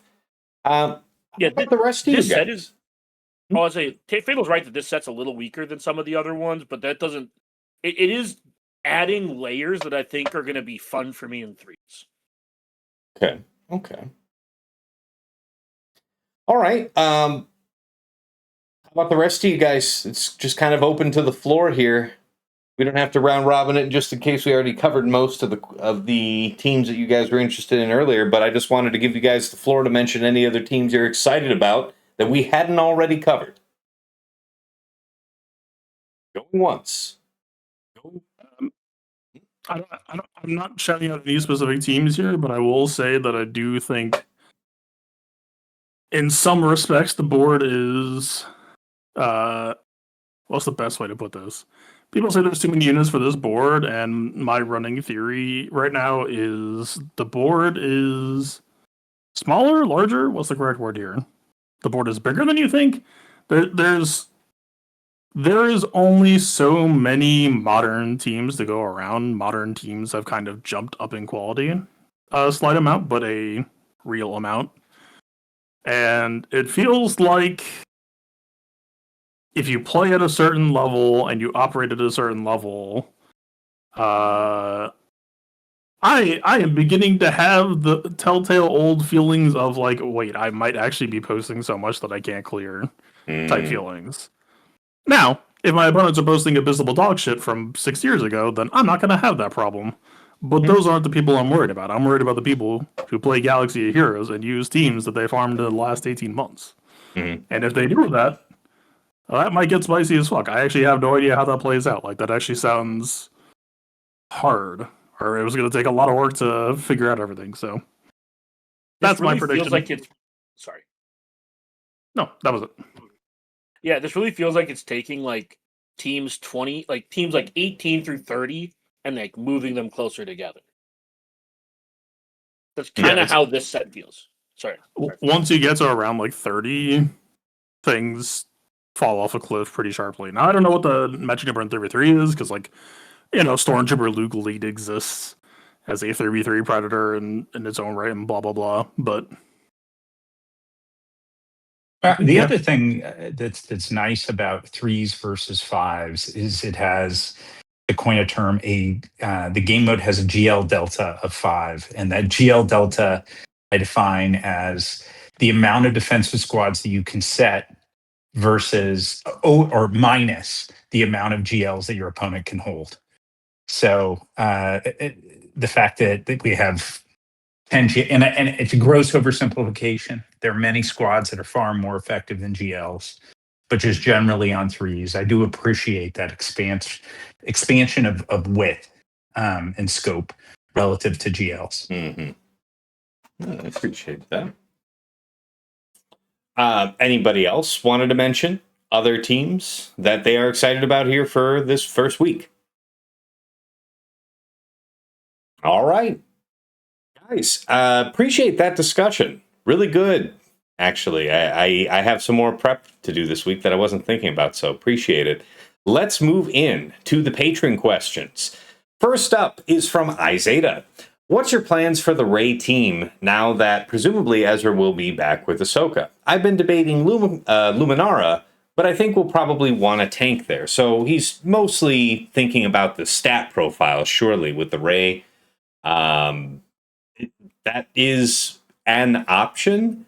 Part of me just is thinking Rey, Swallow, Cal, super high defense, bulk level 3, whatever isn't defense is health. That's kind of what, and stick it on the bottom front wall and say Malicos here. And then there definitely won't be like a Cassian team or something in the back where you might like to have Malicos. Don't think about it. That's kind of something that jumps right out at me, is just kind of a classic fork. How about you guys? Rey team. Probably Zelbar, Okay. Little. maybe Barris. Yeah. Okay. They're gonna sear it. So like, eh. Mm-hmm. Sure. What do I want to give them? Sure. I'm actually 50-50 if I'm not going to. We'll figure it out for defense, but I can also see it still getting used for offense for a super strong 2-man. Everybody has to solidify what it gets to do, but Dagger was the one ultimately who sold me. And I still do remember the time where it was a super necessary, I think LV or something else, and it held its own doing the work that it could come back again if you're trying to pull banners. Oh yeah, the LV Cron. Yeah. You remember that? So it's like you were the one who talked me into it. And it's like I was begrudgingly doing it, but I honestly feel like you could cheese 2-man if you wanted to set it up. You can 2-man the mirror for like 58. So that's maybe it's just a thought on it. Yeah, that's what I'm saying. It's like I don't know yet because I still think the team is strong. Don't get me wrong. Ezra was whatever there because you still took something that was going to accommodate, and it's still going to do that. So if I want to shift something around, again, we have a lot we get to play with, so there's no reason that I can't put something that would be just as strong in its place. And then you're going to go looking for it. It's not there. And then I'm going to go 2-man you for something for better banners. Yeah, the bulk level 3 with Rey is really nice. Yeah.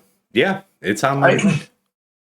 I don't think I'll do this because it's a sacrificial land to QA anyway. But the glass cannon Rey with Lumi and the Lumicron is kind of a fun concept. It's like, look, I know it's not going to hold up, but I'm going to get a swing or two at you without protection. And I'm going to have 100% offense while I do it. And doubt it gets anywhere. But your theory is if you're planning to 57 me anyway, why don't I see if I can't make that a 56 for you? That's right. Like if I have no defensive viability otherwise, why am I seeking defensive stats? I am just going to take your flesh and blood down with me. Oh, does that mean that you're going to take your Rey and put her back up to like 13-5 offense? I don't know if I'm going to do this, but I am. I mean, maybe right not. Why not? Right? Like at this point, it's just can I get into? Maybe I get a lucky whirlwind when the summon isn't getting called back up, and then I get back into alt before that, and I just get one shot. And who knows? I doubt it gets anywhere again. But that's if I'm coming from my heels, I'm getting back on my toes and taking a swing. This is letting everyone know right now that Sasha's going to go into GAC with 350 speed, 160k health, 13.5k offense Rey. If it's doable. Very good. Speed set Rey, here we come. That's right. Sorry. Any other thoughts from the room, though, about Rey compositions? Anything we hadn't already covered here? Put her in front of fleet, make your opponent sear it, move on to 5. I'm probably going to be running like GR 12% regen or some shit with Barris. Okay. Sure. Yeah. Tougher to take her down. I can see that. There's some merit there. Still gonna. What's the stat profile you're seeking on that Kron? Bulk 3, defense health. Yeah, probably. Okay. Fair enough. All right. Next question here from Supermart. Who out of all of you would win a Star Wars trivia contest? Legends and Disney canon. So they're asking that expansively. I don't know how deep all you guys' knowledge goes into Legends, but I will tell you that I was the neckbeard out at like the midnight launch of the original Force Unleashed when the pimple-faced GameStop employee came out with his armful of lanyards and other swag that he was going to hand away to people who could answer, who was going to win the Star Wars trivia question contest. Well, we were all standing in line like jerks waiting for midnight to come. And that's the story of how I walked away with an armful of swag and shit. Because I'm just boom, boom, boom, like a machine. You know that little kitchen gadget that's like the woodpecker, and it just dunks down into the shot glass of water, comes up, dunks down. That's kind of like what my hand was like at that trivia contest. So I'd love to see who thinks they could beat me at it. Who thinks they've got some really solid ancient knowledge? Because there was some rumblings among the patrons about maybe having a Star Wars trivia contest, at least with the members of our show here. But I think it might be really cool if there's interest to put together a content creator Star Wars trivia contest episode, something. I have really good pockets of knowledge. So, for example, I game mastered multiple Edge of the Empire campaigns, so I know a shit ton about guns and ships and when they started being manufactured, when they were moved off of because they were upgraded. Like when the E33, when they switched to the E10 carbon from the E3, right? Like this is the kind, like I know that kind of granular, like dipshit stuff from like that game, and then there's like games like KOTOR that I probably have almost memorized at this point. So if it's just general knowledge, I'm sure Task. But if they sprinkled in like some of these Mandel blast tech questions, like manufacturing or like what products did they actually make on like which planet, I think I might be able to get him. Because I don't think he knows. So I have my pockets of really good knowledge, just like I'm sure some of pockets of really good knowledge. Yeah, you keep walking around through a spot where you keep dropping out a little bit. Just I'm not walking anywhere. I'm sitting at my desk, so I don't know what to tell you. Well, it sounded like the way that it was dropping out, almost like you were walking. So that's where that assumption came from. I've been sitting in my desk the whole time. Mm-hmm. So sorry. Mm-hmm. No, but just to recap, I have specific pockets of knowledge that I think that I could leverage if they were part of the quiz. But outside of that, I know I've talked with Tass about Star Wars. I know he knows more than I do about like just general knowledge stuff. So unless we wanted to go exclusively into like the books of the 90s and early 2000s, like the Qui-Gon and Obi-Wan series books, I got him. You know what I mean? I probably got him on those. I don't know if you read those. So I've read a lot of Star Wars media. Not the graphic novels though. Like Afra I learned about first through this game. So that's definitely a blind spot for me. What about the rest of you guys though? Yeah. Sorry, I'll let the rest of people answer. Sorry. But yes. Nope, I'm just basic old canon stuff. I'm just an old fan of the old school movies. Those are the onlys. Everything else is poop, and that's how we live in it. Although I still like, I think the KOTOR is pretty awesome, man. I like what they went with that and love Cal and stuff like that. But other than that, I would not be the guy to go do those nuances of anything. And reading is dumb, and books are bad. You should be burned and people should go to hell for doing it. I don't know the EU and Legends stuff all that well.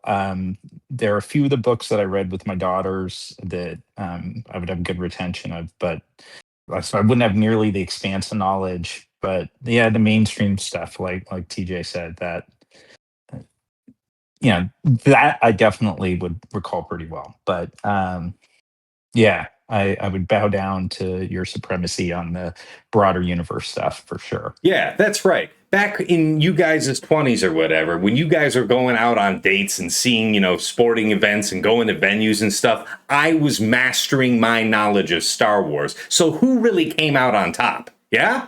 Yeah? Well, The let guy me with ask the you a pointy question, hat, Tass. no doubt. Let me ask you a question, Tass. When did the Phase 2 clone trooper switch over from the EE3 to the E10 blaster? And why didn't they go with the EE4? Yeah, I have no idea what that is. Okay, I just want. Yeah, I know what the weapon is. I don't know what the time, what the date was. No. I'm just giving you shit. No, No. I need I those get kind of questions to beat you. Is what I'm saying. I imagine. Yeah, that's fair. Fatal, anything you have to add on this? I grew up on the books, Mhm. and so I have not retained pretty much any of that. So right now, probably not that well, because I also could not give a single ounce about the canon. I think the canon is abysmal, and I don't remember books I read 20 years ago. So, Fair. yeah, probably I would do pretty poorly. Fair. Well, that's a faithful answering of the question. Appreciate it. Thank you, guys. Let's see here. Yeah, Banja asks, how are we splitting up Cassian and the other high-value rebels? So, we did cover that a little earlier in the show. We won't belabor the point and suck up more time on that. I will have timestamps on this for the different subsections, so if you didn't catch that by the time you came here, go back. Let's see here.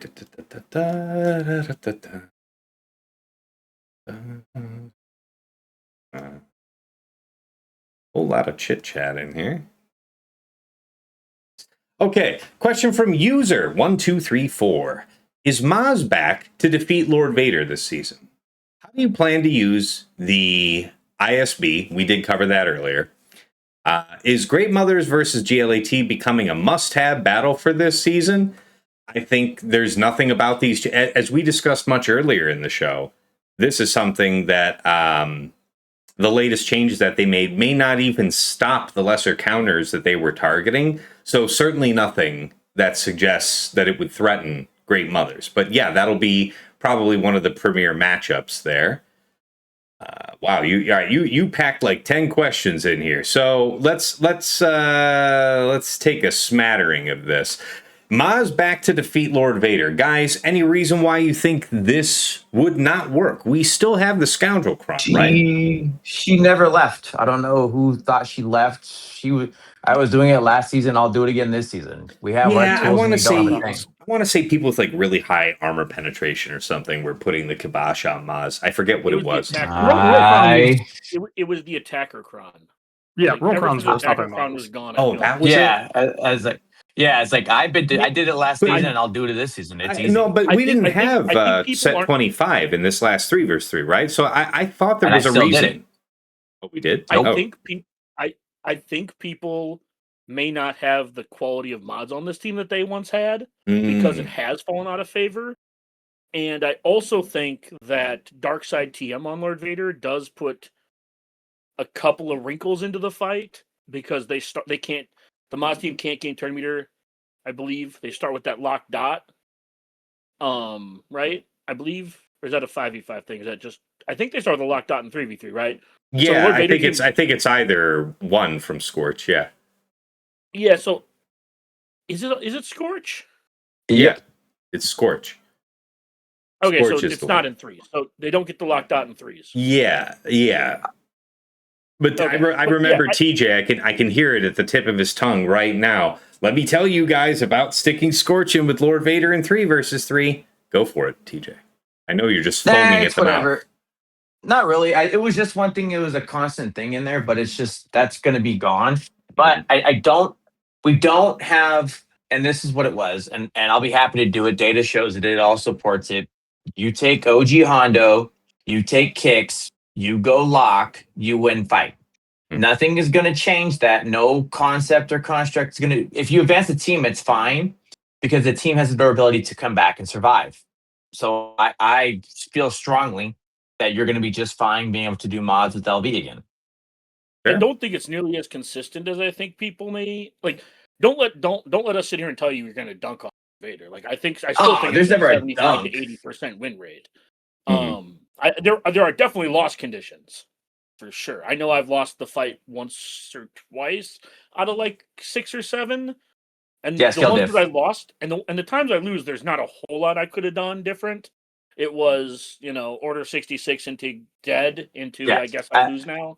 Mhm. Just to be careful, I would agree with the. I would call it 80 to 85. I would still call it Sure. on the safer side. And we have both, but I agree with Dagger. You are going to have those some case scenarios where it's like, oh, it's 100%, and nothing is ever 100%. Everybody fights different people.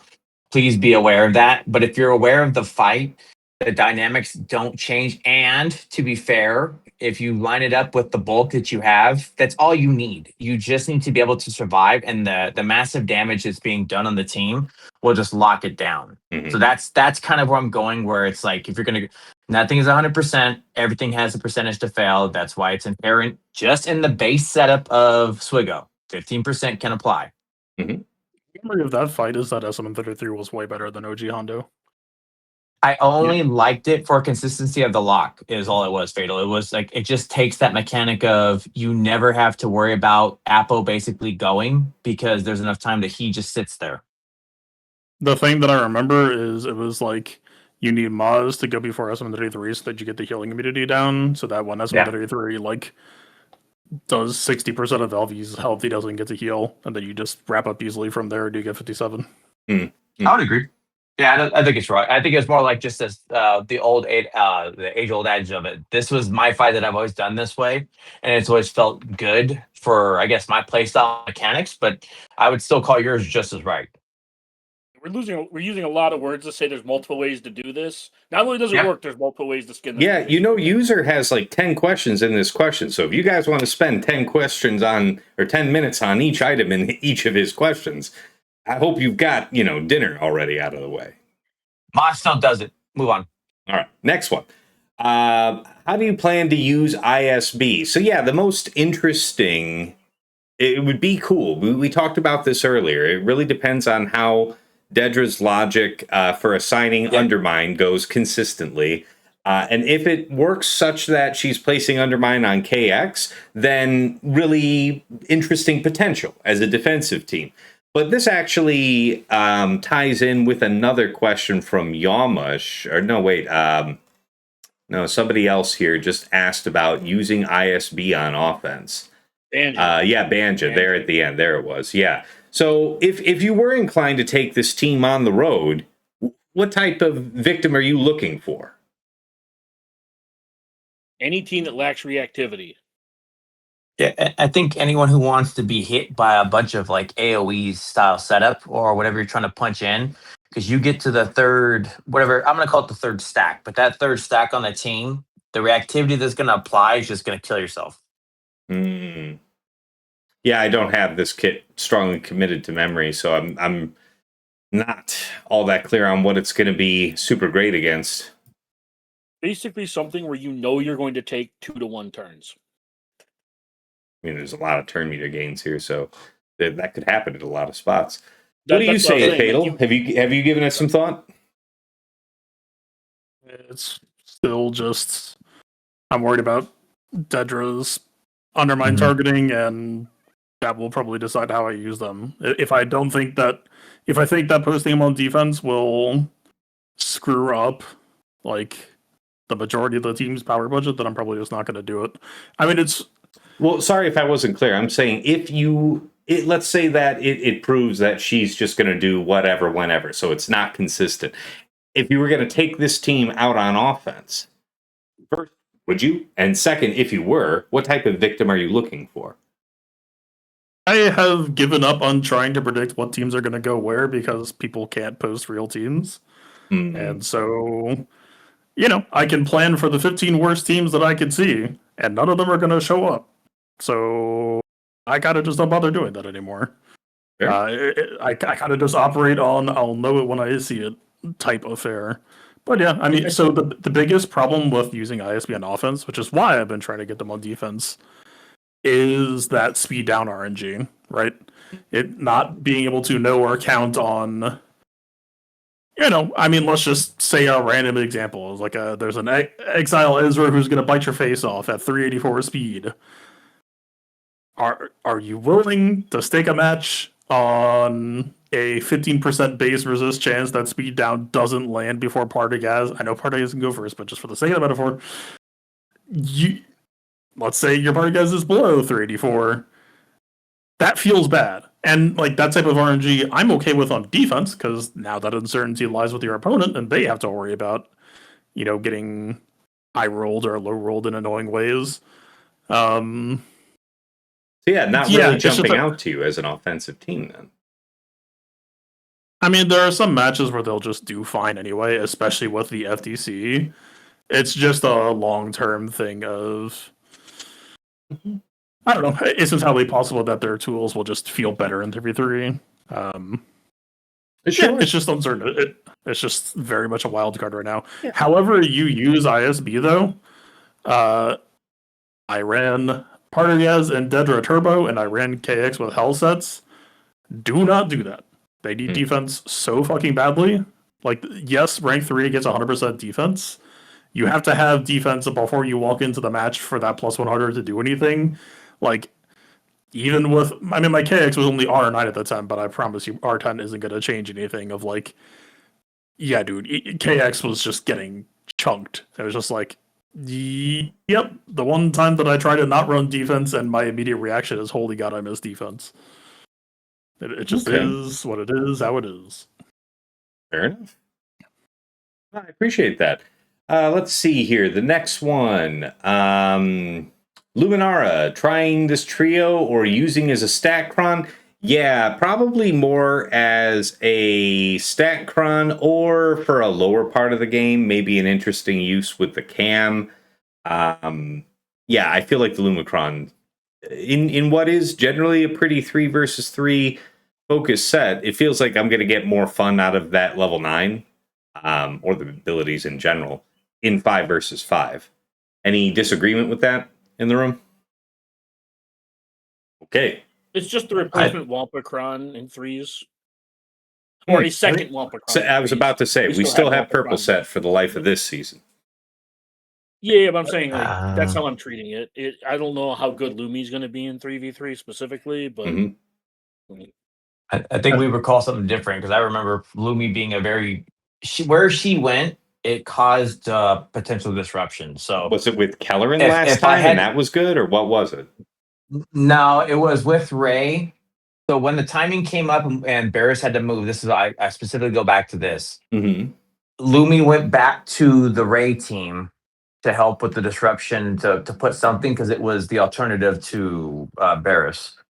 I think there's room for prot disruption to go into the play. Cam is not getting enough turns to flip, heal, flip, kill. The fight should not be going that long. In 3s, I think he might. In 5s, that's kind of a tall order. Yeah, well, really quick, the reason why Lumi went with Ray last time, is because Seer had like 3 places it had to go, which don't exist this time. Well, Cassian is a new victim. That could be a way to work with that. There are going to be other things to use against that. I don't think that team is nearly as good as people think it is. But what I'm saying is that the reason why Lumi was good there was because people were actively trying to queen it. And I don't think you need to queen it this season. And so I think Lumi being there forces you could try to Lumi it, then set up Cassian behind it if that's their only answer to Cassian. I was going to say that. So just going to finish my statement real quick, and then we can go back and talk about it. I fully expect out of it, I expect it to be a Lumi team-based setup where it's going to go, because I would love, you already know, I would love to see our setup for Old Man Tentacles and him going to kill stuff. I pushed you on it back in the days of Qui-Gon Jinn, and I love the simplicity of the kit, but realistically, prot disruption leads to problems. And if you can do that in the right place, the right spot, I think that's where you see it. All right, now we're good. I just wanted to get that out. Well, I was only going to say, like, so maybe there's your angle. You've got a case to tuck in Lumi with Ray if you scout your opponent and see that, just like clockwork, it's queen and only queen for Ray. So if you can successfully draw whatever their other options even could be around that and force them into it, and that gives them some trouble, maybe. Yeah. If you want to utilize her specifically, I think Beck, Cam, Lumi is probably the best you're going to be looking at. Mm-hmm. Mm-hmm. But yeah, but I agree, TJ. I think Ray's a solid place. I just think that you have to put the work in to make them do what you want them to do. I'd agree. I'm just saying, out of that Cron, it's like I think the stat stick makes the most sense, but I like I like it for the fives. I agree on the fives, right? Because everybody has something that's really cool. It's how do you get to the point of getting there to use it? The prop disruption is just has the most immediate effect, right? You start the fight, you try to do anything out of turn, boom, prop disruption, and it's linked to the team. So you're stealing banners, and that's what I'm going off of. Is that you only have 3-on-3. So this ability to either remove or disrupt or stop a character brings them down. Let's say it's now 2-on-3 because you hit the prot disrupt, and if it's the Ben, I'm not even saying it goes good with the Ray. I'm just giving the example of what we did with Lumicron. But that's where it's like, yeah, it's either Stastic or it's Lumicron, and that's where it's going to be. Is what I fully expect for us at the top. Mm-hmm. All right. If there's no other comment on, Fatal. I will look. I get why people are excited for the Cron. I don't want to try to get in the way of that. I just want to say, when day 1 or day 2 happens, please have your actual plan ready to go for when people realize that CG has done countless untold damage by inputting text on this Wampacron. Look, do you want to know what my win rate against Ray Luminara was in set 25? 0. Because nobody fucking ran it. Because everyone was using Barriscron. Because Luminara Ray was not that good. And I have a decent amount of respect for Luminara in set 25 because it was paired with Healer. That's true. Healer ain't here. And yeah, the protection disruption is crazy. It's cool. If you put your Luminara in a Ray squad, I'm gonna kill her on sight. And it's not gonna exist anymore. And you will have just made your Queen Amidala. Alright, I'm just on to the Ben and Ray phase. Alright, cool. Fair. I'm sorry. I just think it's ass. There you go. Have a bug out plan ready. All right. Now we got a whole bunch of other parts to this question from users. So let's I'll try and move us briskly through them. Datacrons, good in 3s for Jedi Master Mace. It's one of the top 2, not FDCs from the new one. So yes, absolutely. Stranger, on defense or offense? Personally, I plan to be flexible. I don't, maybe in the first week, I'll do it all one way. All on defense, all up front, or all on defense, all in the back, and then have something very different. Probably what I want to do, I won't do the first week, and I'll telegraph that I'm going to do the thing that I don't want in week 1, and then pivot week 2, 3 towards the usage of Stranger that I would prefer, which, by the way, would mostly be on defense. I mean, rotating it to offense means that I'm putting some power player down instead, something on the order of Slacker. So what do you guys say? Your plans for Stranger here in the aftermath of the Maul FDC expiring? Lean defense, was using TM anyways. Fair. Wasn't using the Maul FDC. Really. Fair. So I can see reasons. I can see. Sorry, really quick. Sorry, TJ. I can see reasons to pull it off defense, but the Ray Ezra menace doesn't exist, which was the reason why I would occasionally. So the main reason I would pull it doesn't exist currently. But if something should pop up that Stranger kills for 57, that I would rather not deal with, I could easily see it getting. That's exactly my point. I'd have to have a reason to pull it. It's still such a strong defensive tool, and then it still requires the respect with or without the FDC, in my opinion. So it's like if I'm pulling it, I'm having to pull it for a reason. That has to be a pretty strong reason. And Fatal, how about you? I mean, realistically, the problem with this is that most people have never bothered to limit test Mace. And even when I did try to limit test, it was not necessarily smooth sailing, so whatever work is done here is going to be starting from scratch. Like, I don't know, in the last week, some of the Jedi Mace against Cassian stuff was interesting, that I don't know if that could, like, give this some direction here.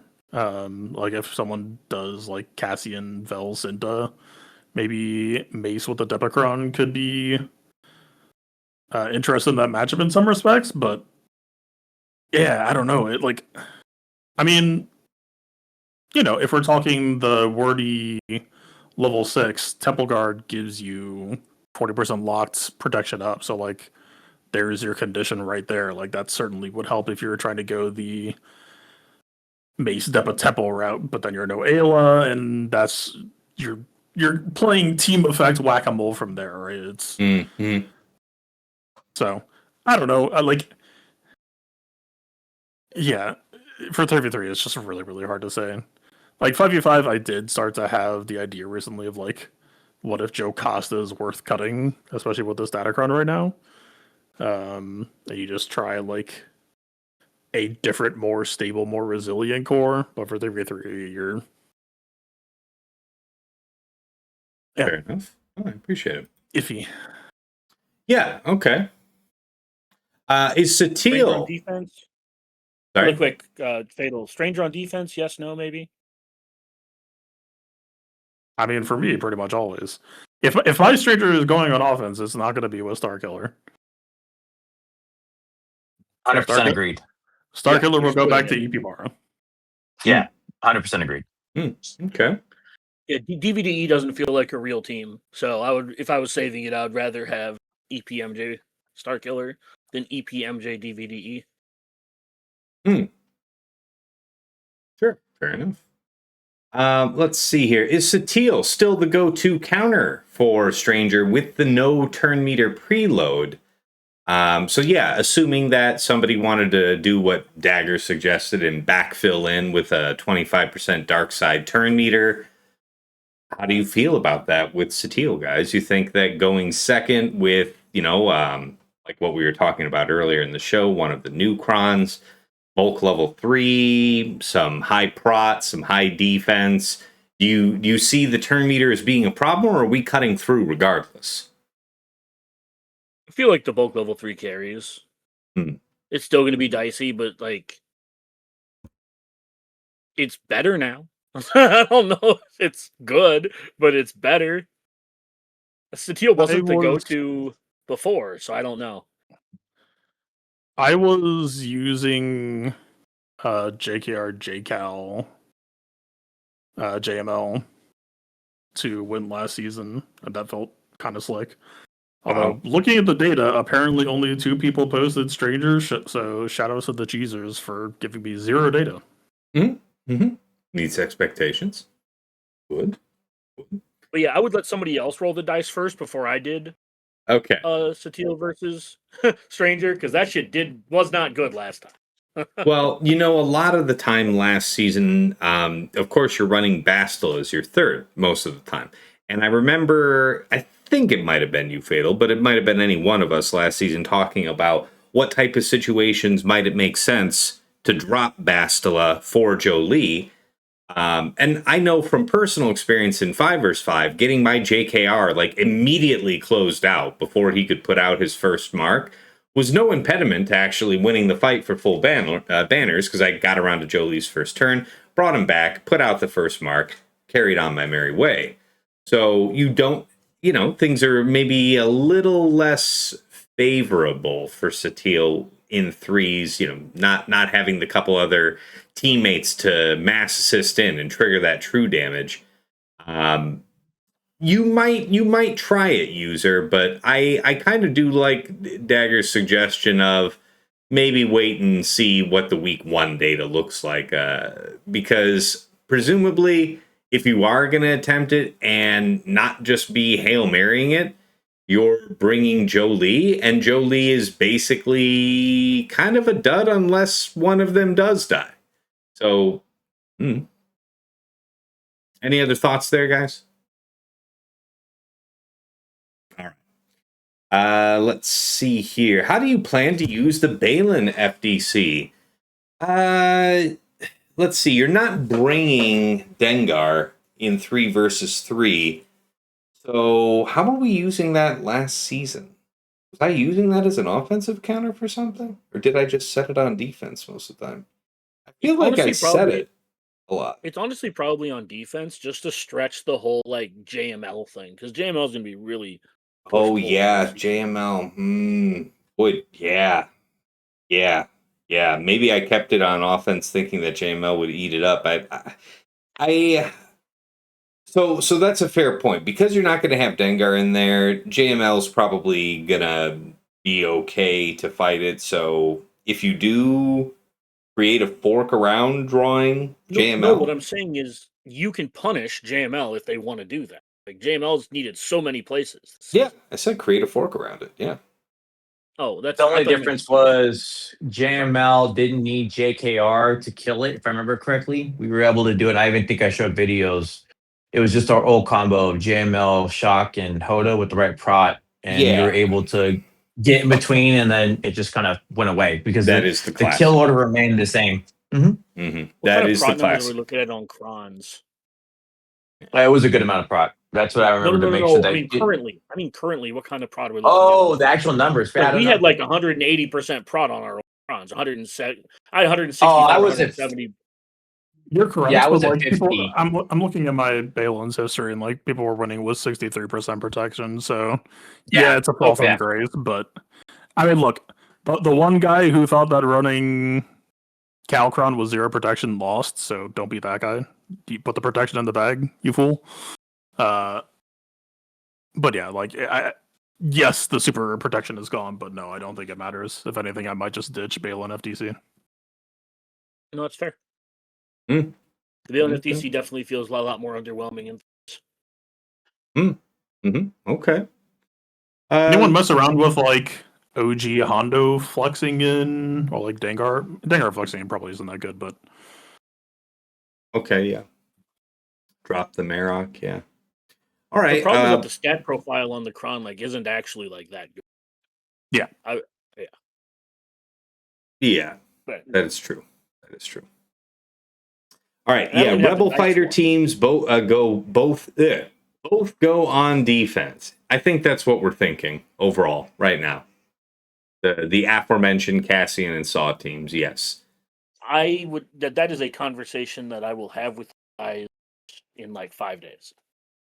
The thing I will have to check myself on is I know when I read the set and I saw the EP level 9, I laughed and said that it was trash because my Saw summon would just kill him for free and then eat the instant kill. Have I been doing Saw versus DVDE stuff? Yeah.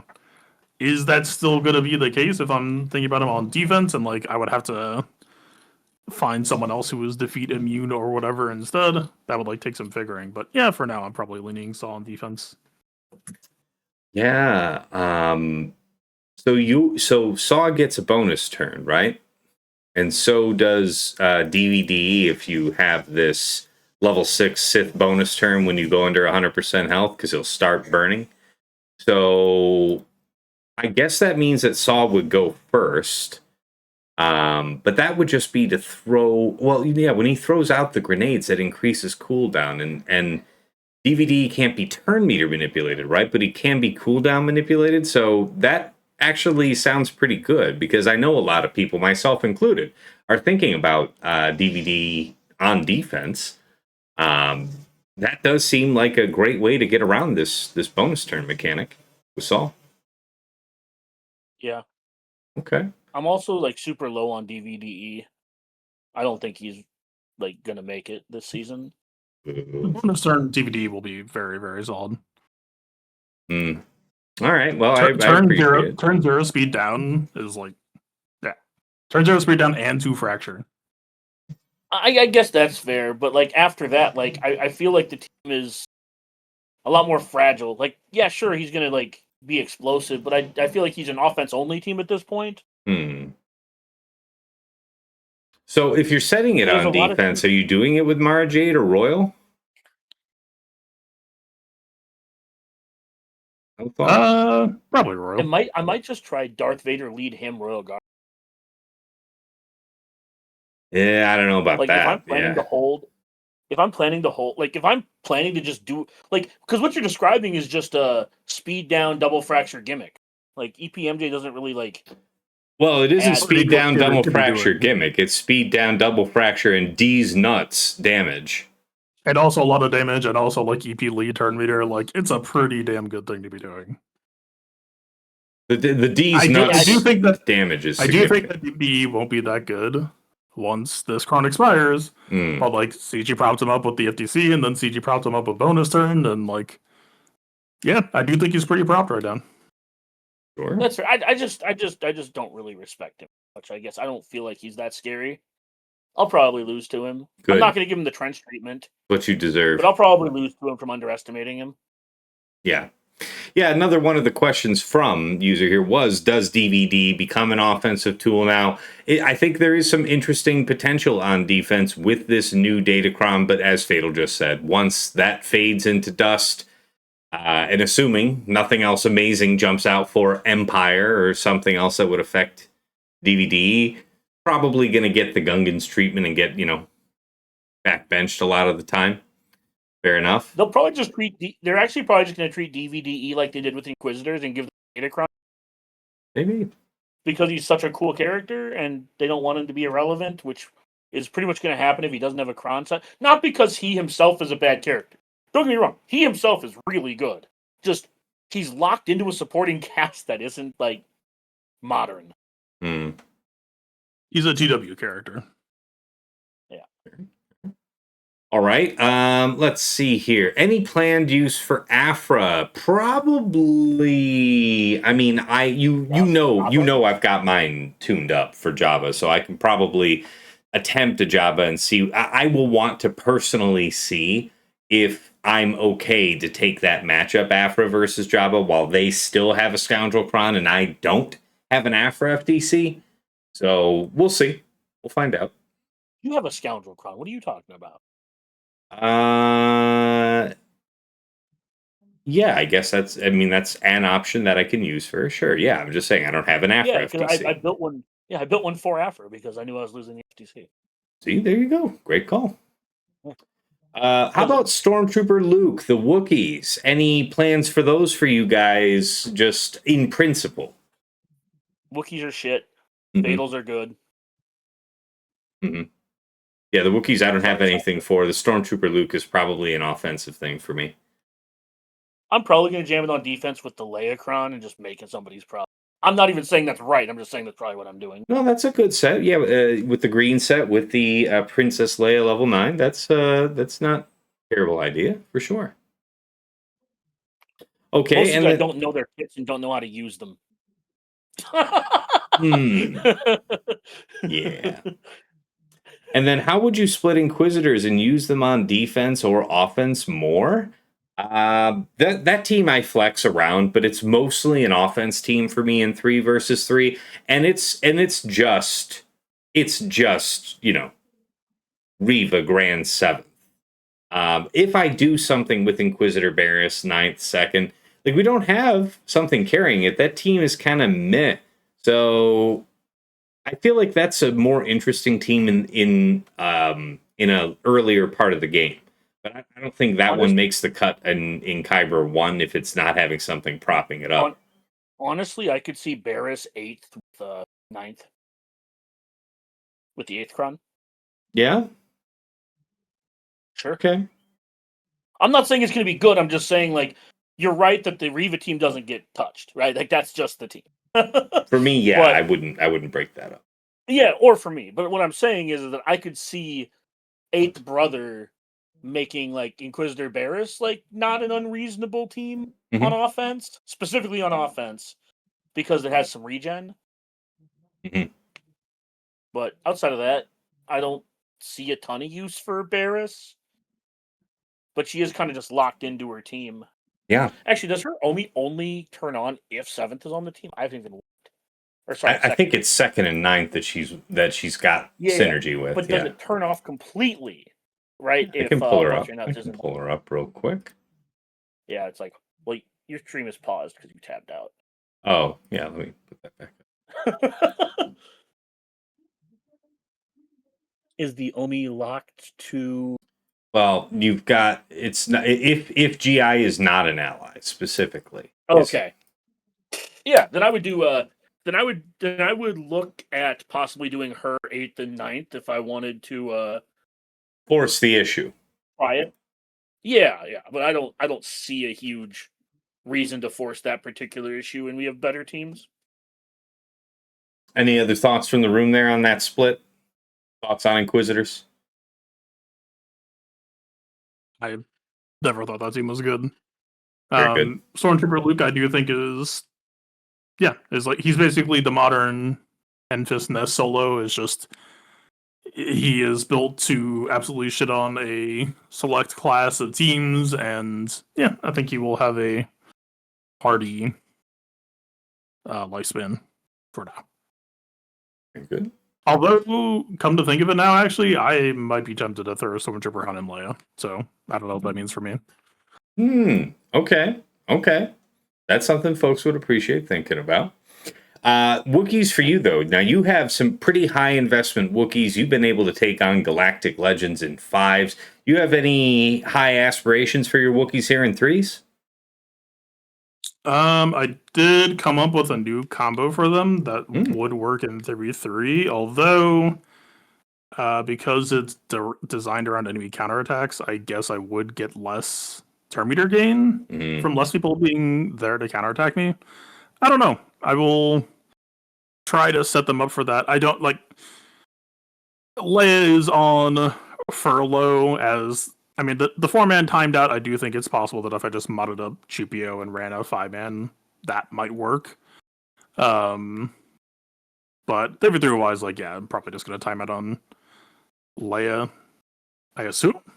And so I don't know what target that leaves me for now, but I don't know. I mean, it's kind of the same as ISB. It's I know my mechanics, I know their mechanics, and if it lines up and makes sense, then I will give it a shot. But I'm not really calling any balls until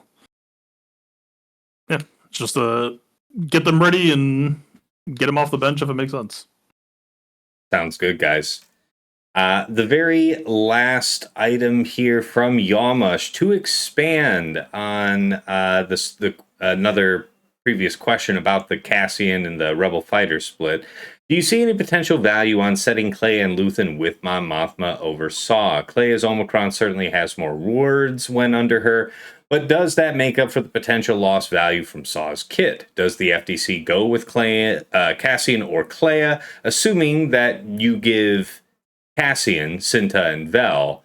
I think we did a pretty good job covering this earlier in the show. Nobody here is particularly wowed by your options with Mon Mothma on defense. It would only be like an offensive team. You can force this now into 3 separate teams.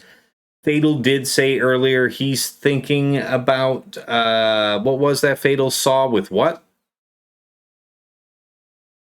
It was really just Cassian with Baze and then figuring out what the split looks like from there based on who makes sense for what.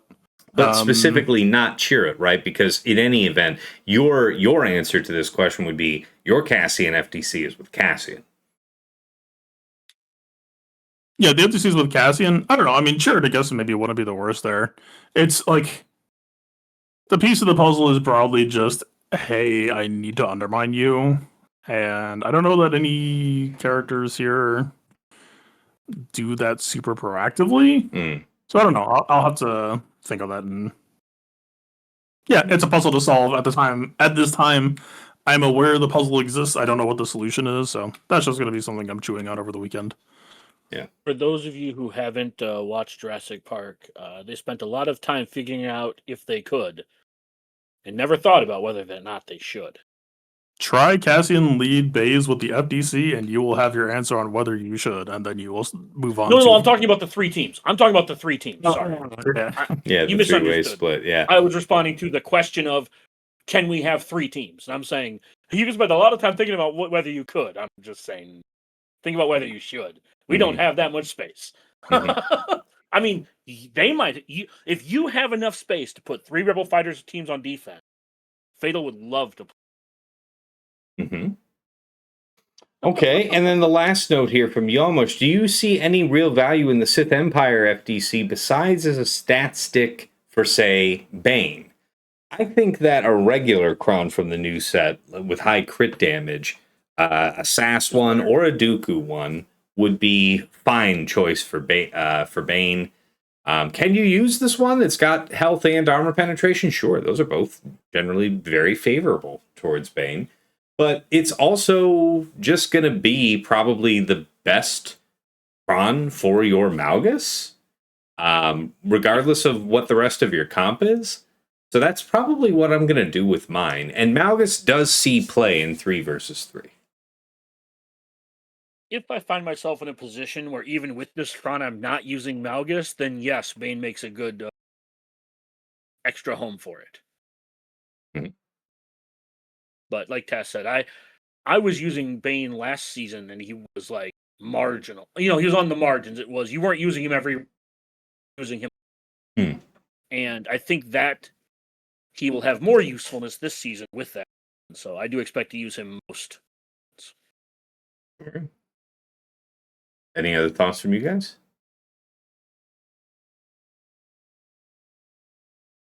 Okay.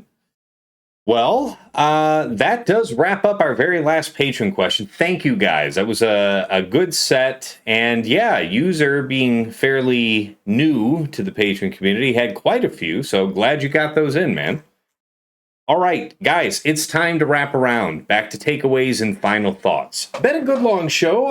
Again, always appreciate you guys. I've got a few things to rattle around here, aside from the homework I'd already assigned myself by the time we get to GAC lock.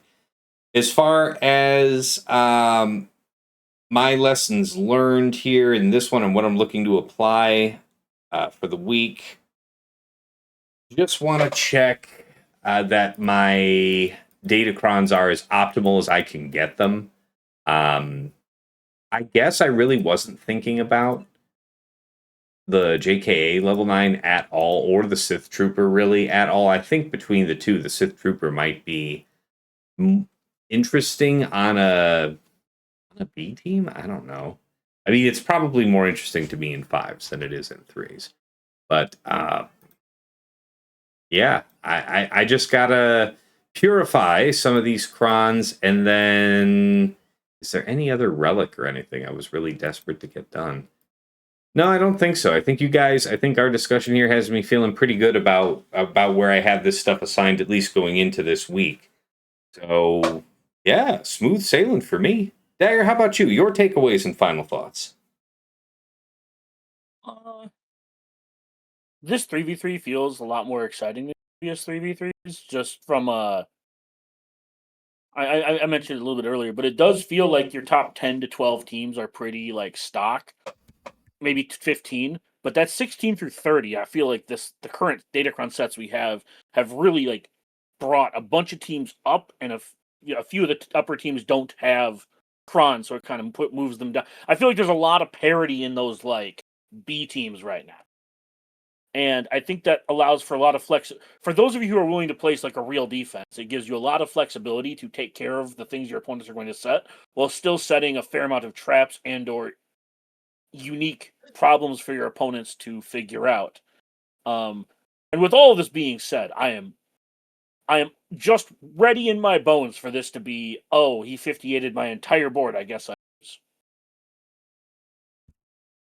I will say, here's a fun experiment, because I had to do this earlier, and it gave me a decent reality check. And, hey, depending on, like, if you're mostly fighting Phantom Zonas, maybe this answer will be different. But out of curiosity, if you're able, and if you could go to your GAC history and just like, you could just like see all 9 matches, check what your opponent's scores were for the past 2 3v3 seasons.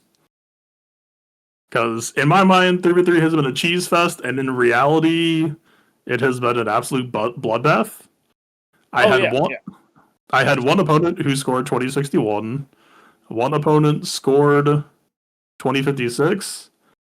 The third highest is 2027, which is like 3 drops worth out of 18 matches. So it's like, maybe I need to call myself out for the relentless cynicism. Maybe 3v3 isn't as bad as it has sounded in my head. No, that's fair. I just have a very, I will freely admit that I have a very skewed view of 3v3 just because I'm not inherently a fan of the mode. I just seem to think that okay. I like the fact I get to use more teams in 3v3 and that it feels like, well, we've talked about the death of 5v5 enough.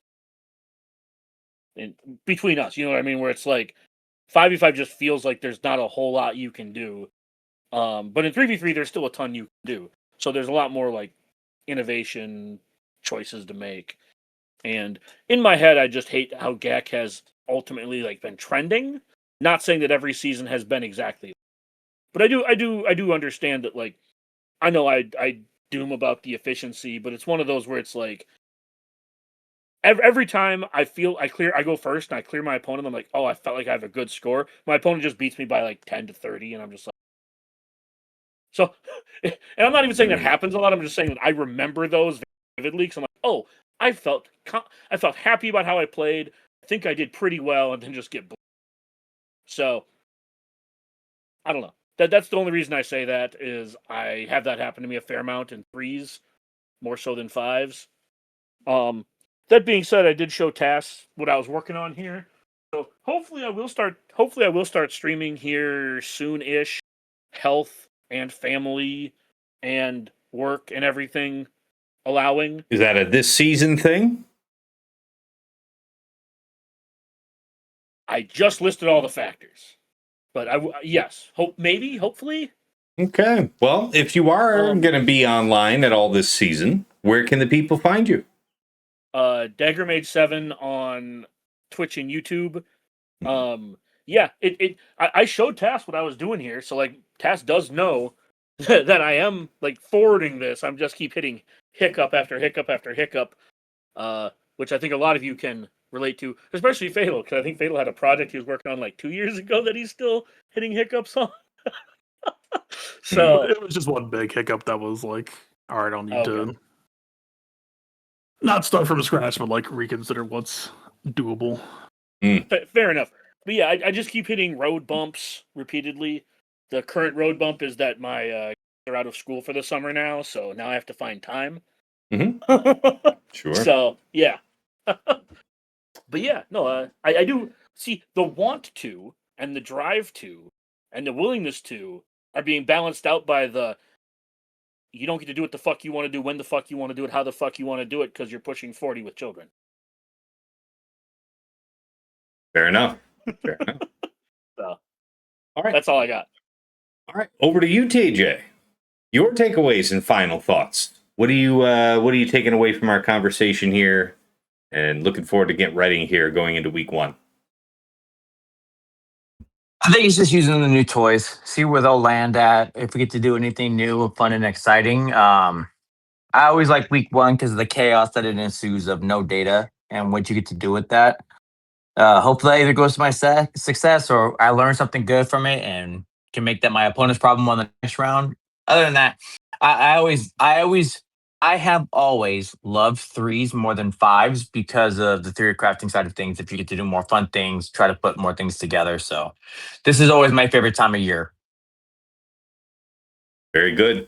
Very good. Looking forward to maybe a guest stream or 2 with you here this season. Lord knows it's likely enough to have the opportunity. And of course, Sasha, I would ask next, but he had to jump out. He's got to get on with life here this evening. So thank you for joining us, Sasha. Really appreciate you. And that brings us over to Fatal. Last but never least, what are your takeaways and final thoughts heading into week 1? I am pretty excited, man. The game has been getting more and more fun with each month as I've been switching up how I play and switching up how I look at the game. And this last season was like incredibly good. It felt like extremely dynamic. And I was feeling cynical about 3v3 until kind of what I mentioned before of like, yeah, I looked at my GAC history and was like, wait a minute. 3v3, I don't know if 3v3 was a cheese fest in terms of what my opponents were placing, but certainly their scores did not reflect that. So, yeah, I'm kind of just walking in arms open, and I mean, really the running theme lately is just my defense has been doing super well. It's just I need to polish the crap out of my offense to really capitalize on it. But yeah, man, the game has been real good for me lately, even in both modes. So looking to keep that rolling. Yeah, appreciate that, man. I like to hear that. I know you've been trending towards Doom for a little bit, and yeah, I'm glad. I'm glad to hear that that's you're coming out the other side of it. And yes, 3 versus 3 I've always liked, and for those of us on the show that are not necessarily the biggest 3 versus 3 fans, folks have come to appreciate it more, not because 3 versus 3 got better, but because 5 versus 5 has just gotten worse. It's just harder and harder to make a meaningful defense when we have an increasing number of increasingly powerful teams and still pretty limited board space. Having to deal with 30 teams in 3 versus 3 is still a bar to clear, and that does create some options. So I'm glad for that for you, Fatal. Of course, you're going to be live here this week. Where can the good people find you?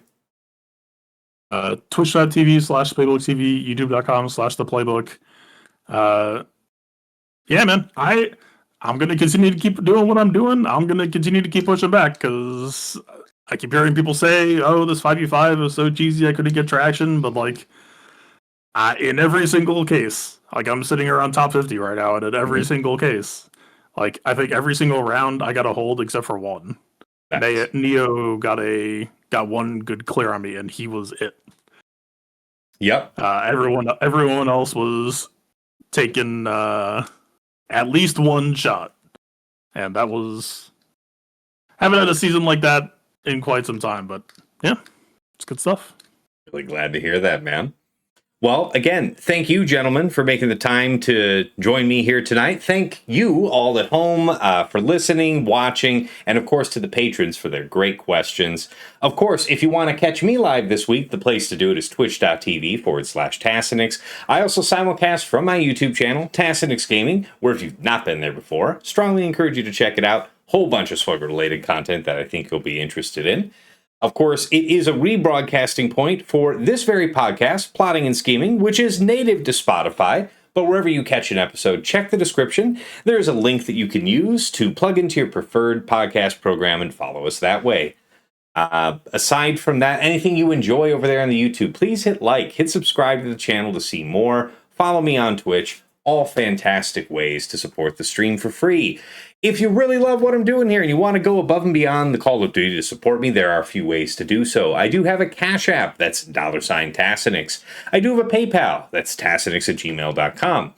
And if you're interested, I have a Patreon page where, in addition to getting early access to Plotting and Scheming, there are some other benefits you may be interested in as a, ascendant, aggressive Grand Arena player. Check out patreon.com/Tassenix to learn more. I've recently also had a couple coaching clients really push me to mention that I do even offer coaching. It is right here on this splash page, but I don't usually draw a lot of attention to it, so it is there, though. For those who are interested, please inquire if you're curious. Of course, entering the Tass House costs as little as $5 a month, where you join us at VIP Access. That's where you do get the early access to Plotting and Scheming, which is coming out to our general audience Friday morning at 8 a.m. Eastern. Patrons have it as early as Monday or Tuesday night, depending on when we sit down to record, and that'll give you early insight going into that first round of the week. Of course, I will occasionally make the odd patron exclusive video that you'll have at least a month ahead of the general public. And of course, a dedicated text and voice chat on Discord where I am usually lurking. So pop on in. Let's talk shop. Thank you so much to all of my patrons subscribed here at VIP Access. Moving on up to the $10 a month tier is VIP Access Plus, where you get a bundled Patreon access to me and to your choice of either OmegaBot or Hot Utils Patreon. OmegaBot's that tool that I highlight at the start of all of my Grand Arena streams. It's the one with the graphs that give you an easily understood sense of your opponent's offensive and defensive tendencies. Anybody can use that tool for free to scout their opponent's last week of Grand Arena history, but only patrons can build out a custom report with any number of weeks. You get a downloadable HTML version of the report with embedded links that when you click them takes you right back into Swugga.gg or Insight with data pre-sorted. It really helps you further minimize and focus your scouting efforts. Alternatively, you may go for the Hot Utils Patreon, aka Chili subscription, which is your #1 tool for mass mod management and loadout creation.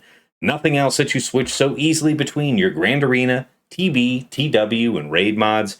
You can use it like TJ and Fatal do to comprehensively remod your roster with the powerful automation feature.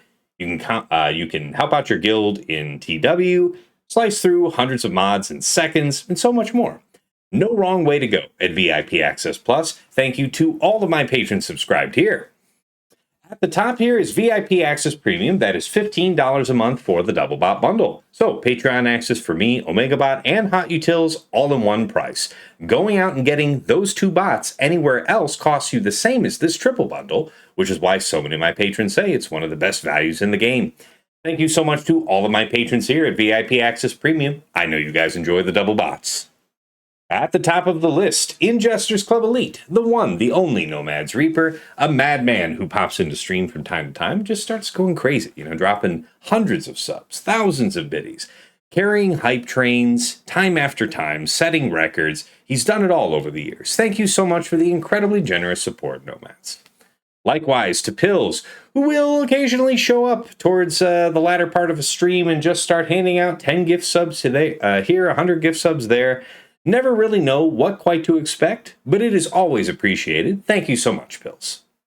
Special thanks goes out first to the Lost Swamp Rat, one of my patrons who goes above and beyond the Call of Duty, not only just for me, but for the Swugga community at large, helping us all out with our IT-related issues. He had me back up live on YouTube in a GIF the other day. I thought it was on both YouTube and Twitch. It was just Twitch, so he got me sorted in just minutes, and that's just the type of guy he is. He also did a fine job editing a video for me, man of many talents. So thanks a lot, as always, for your time and attention, Womp Rat. To Mrs. T, my wife, thank you for all you do in the background, whether that's bringing me something to eat or drink while I'm here on stream, or just helping me out by keeping our daughter from tearing the house apart while I'm trying to be the very best, like no one ever was, at a phone game. I appreciate you. And of course, again, to my co-hosts here on Plotting and Scheming, Dagger, TJ, Sasha Aisha, and Fatal. Gentlemen, as always, it is my pleasure and privilege to record our show every week.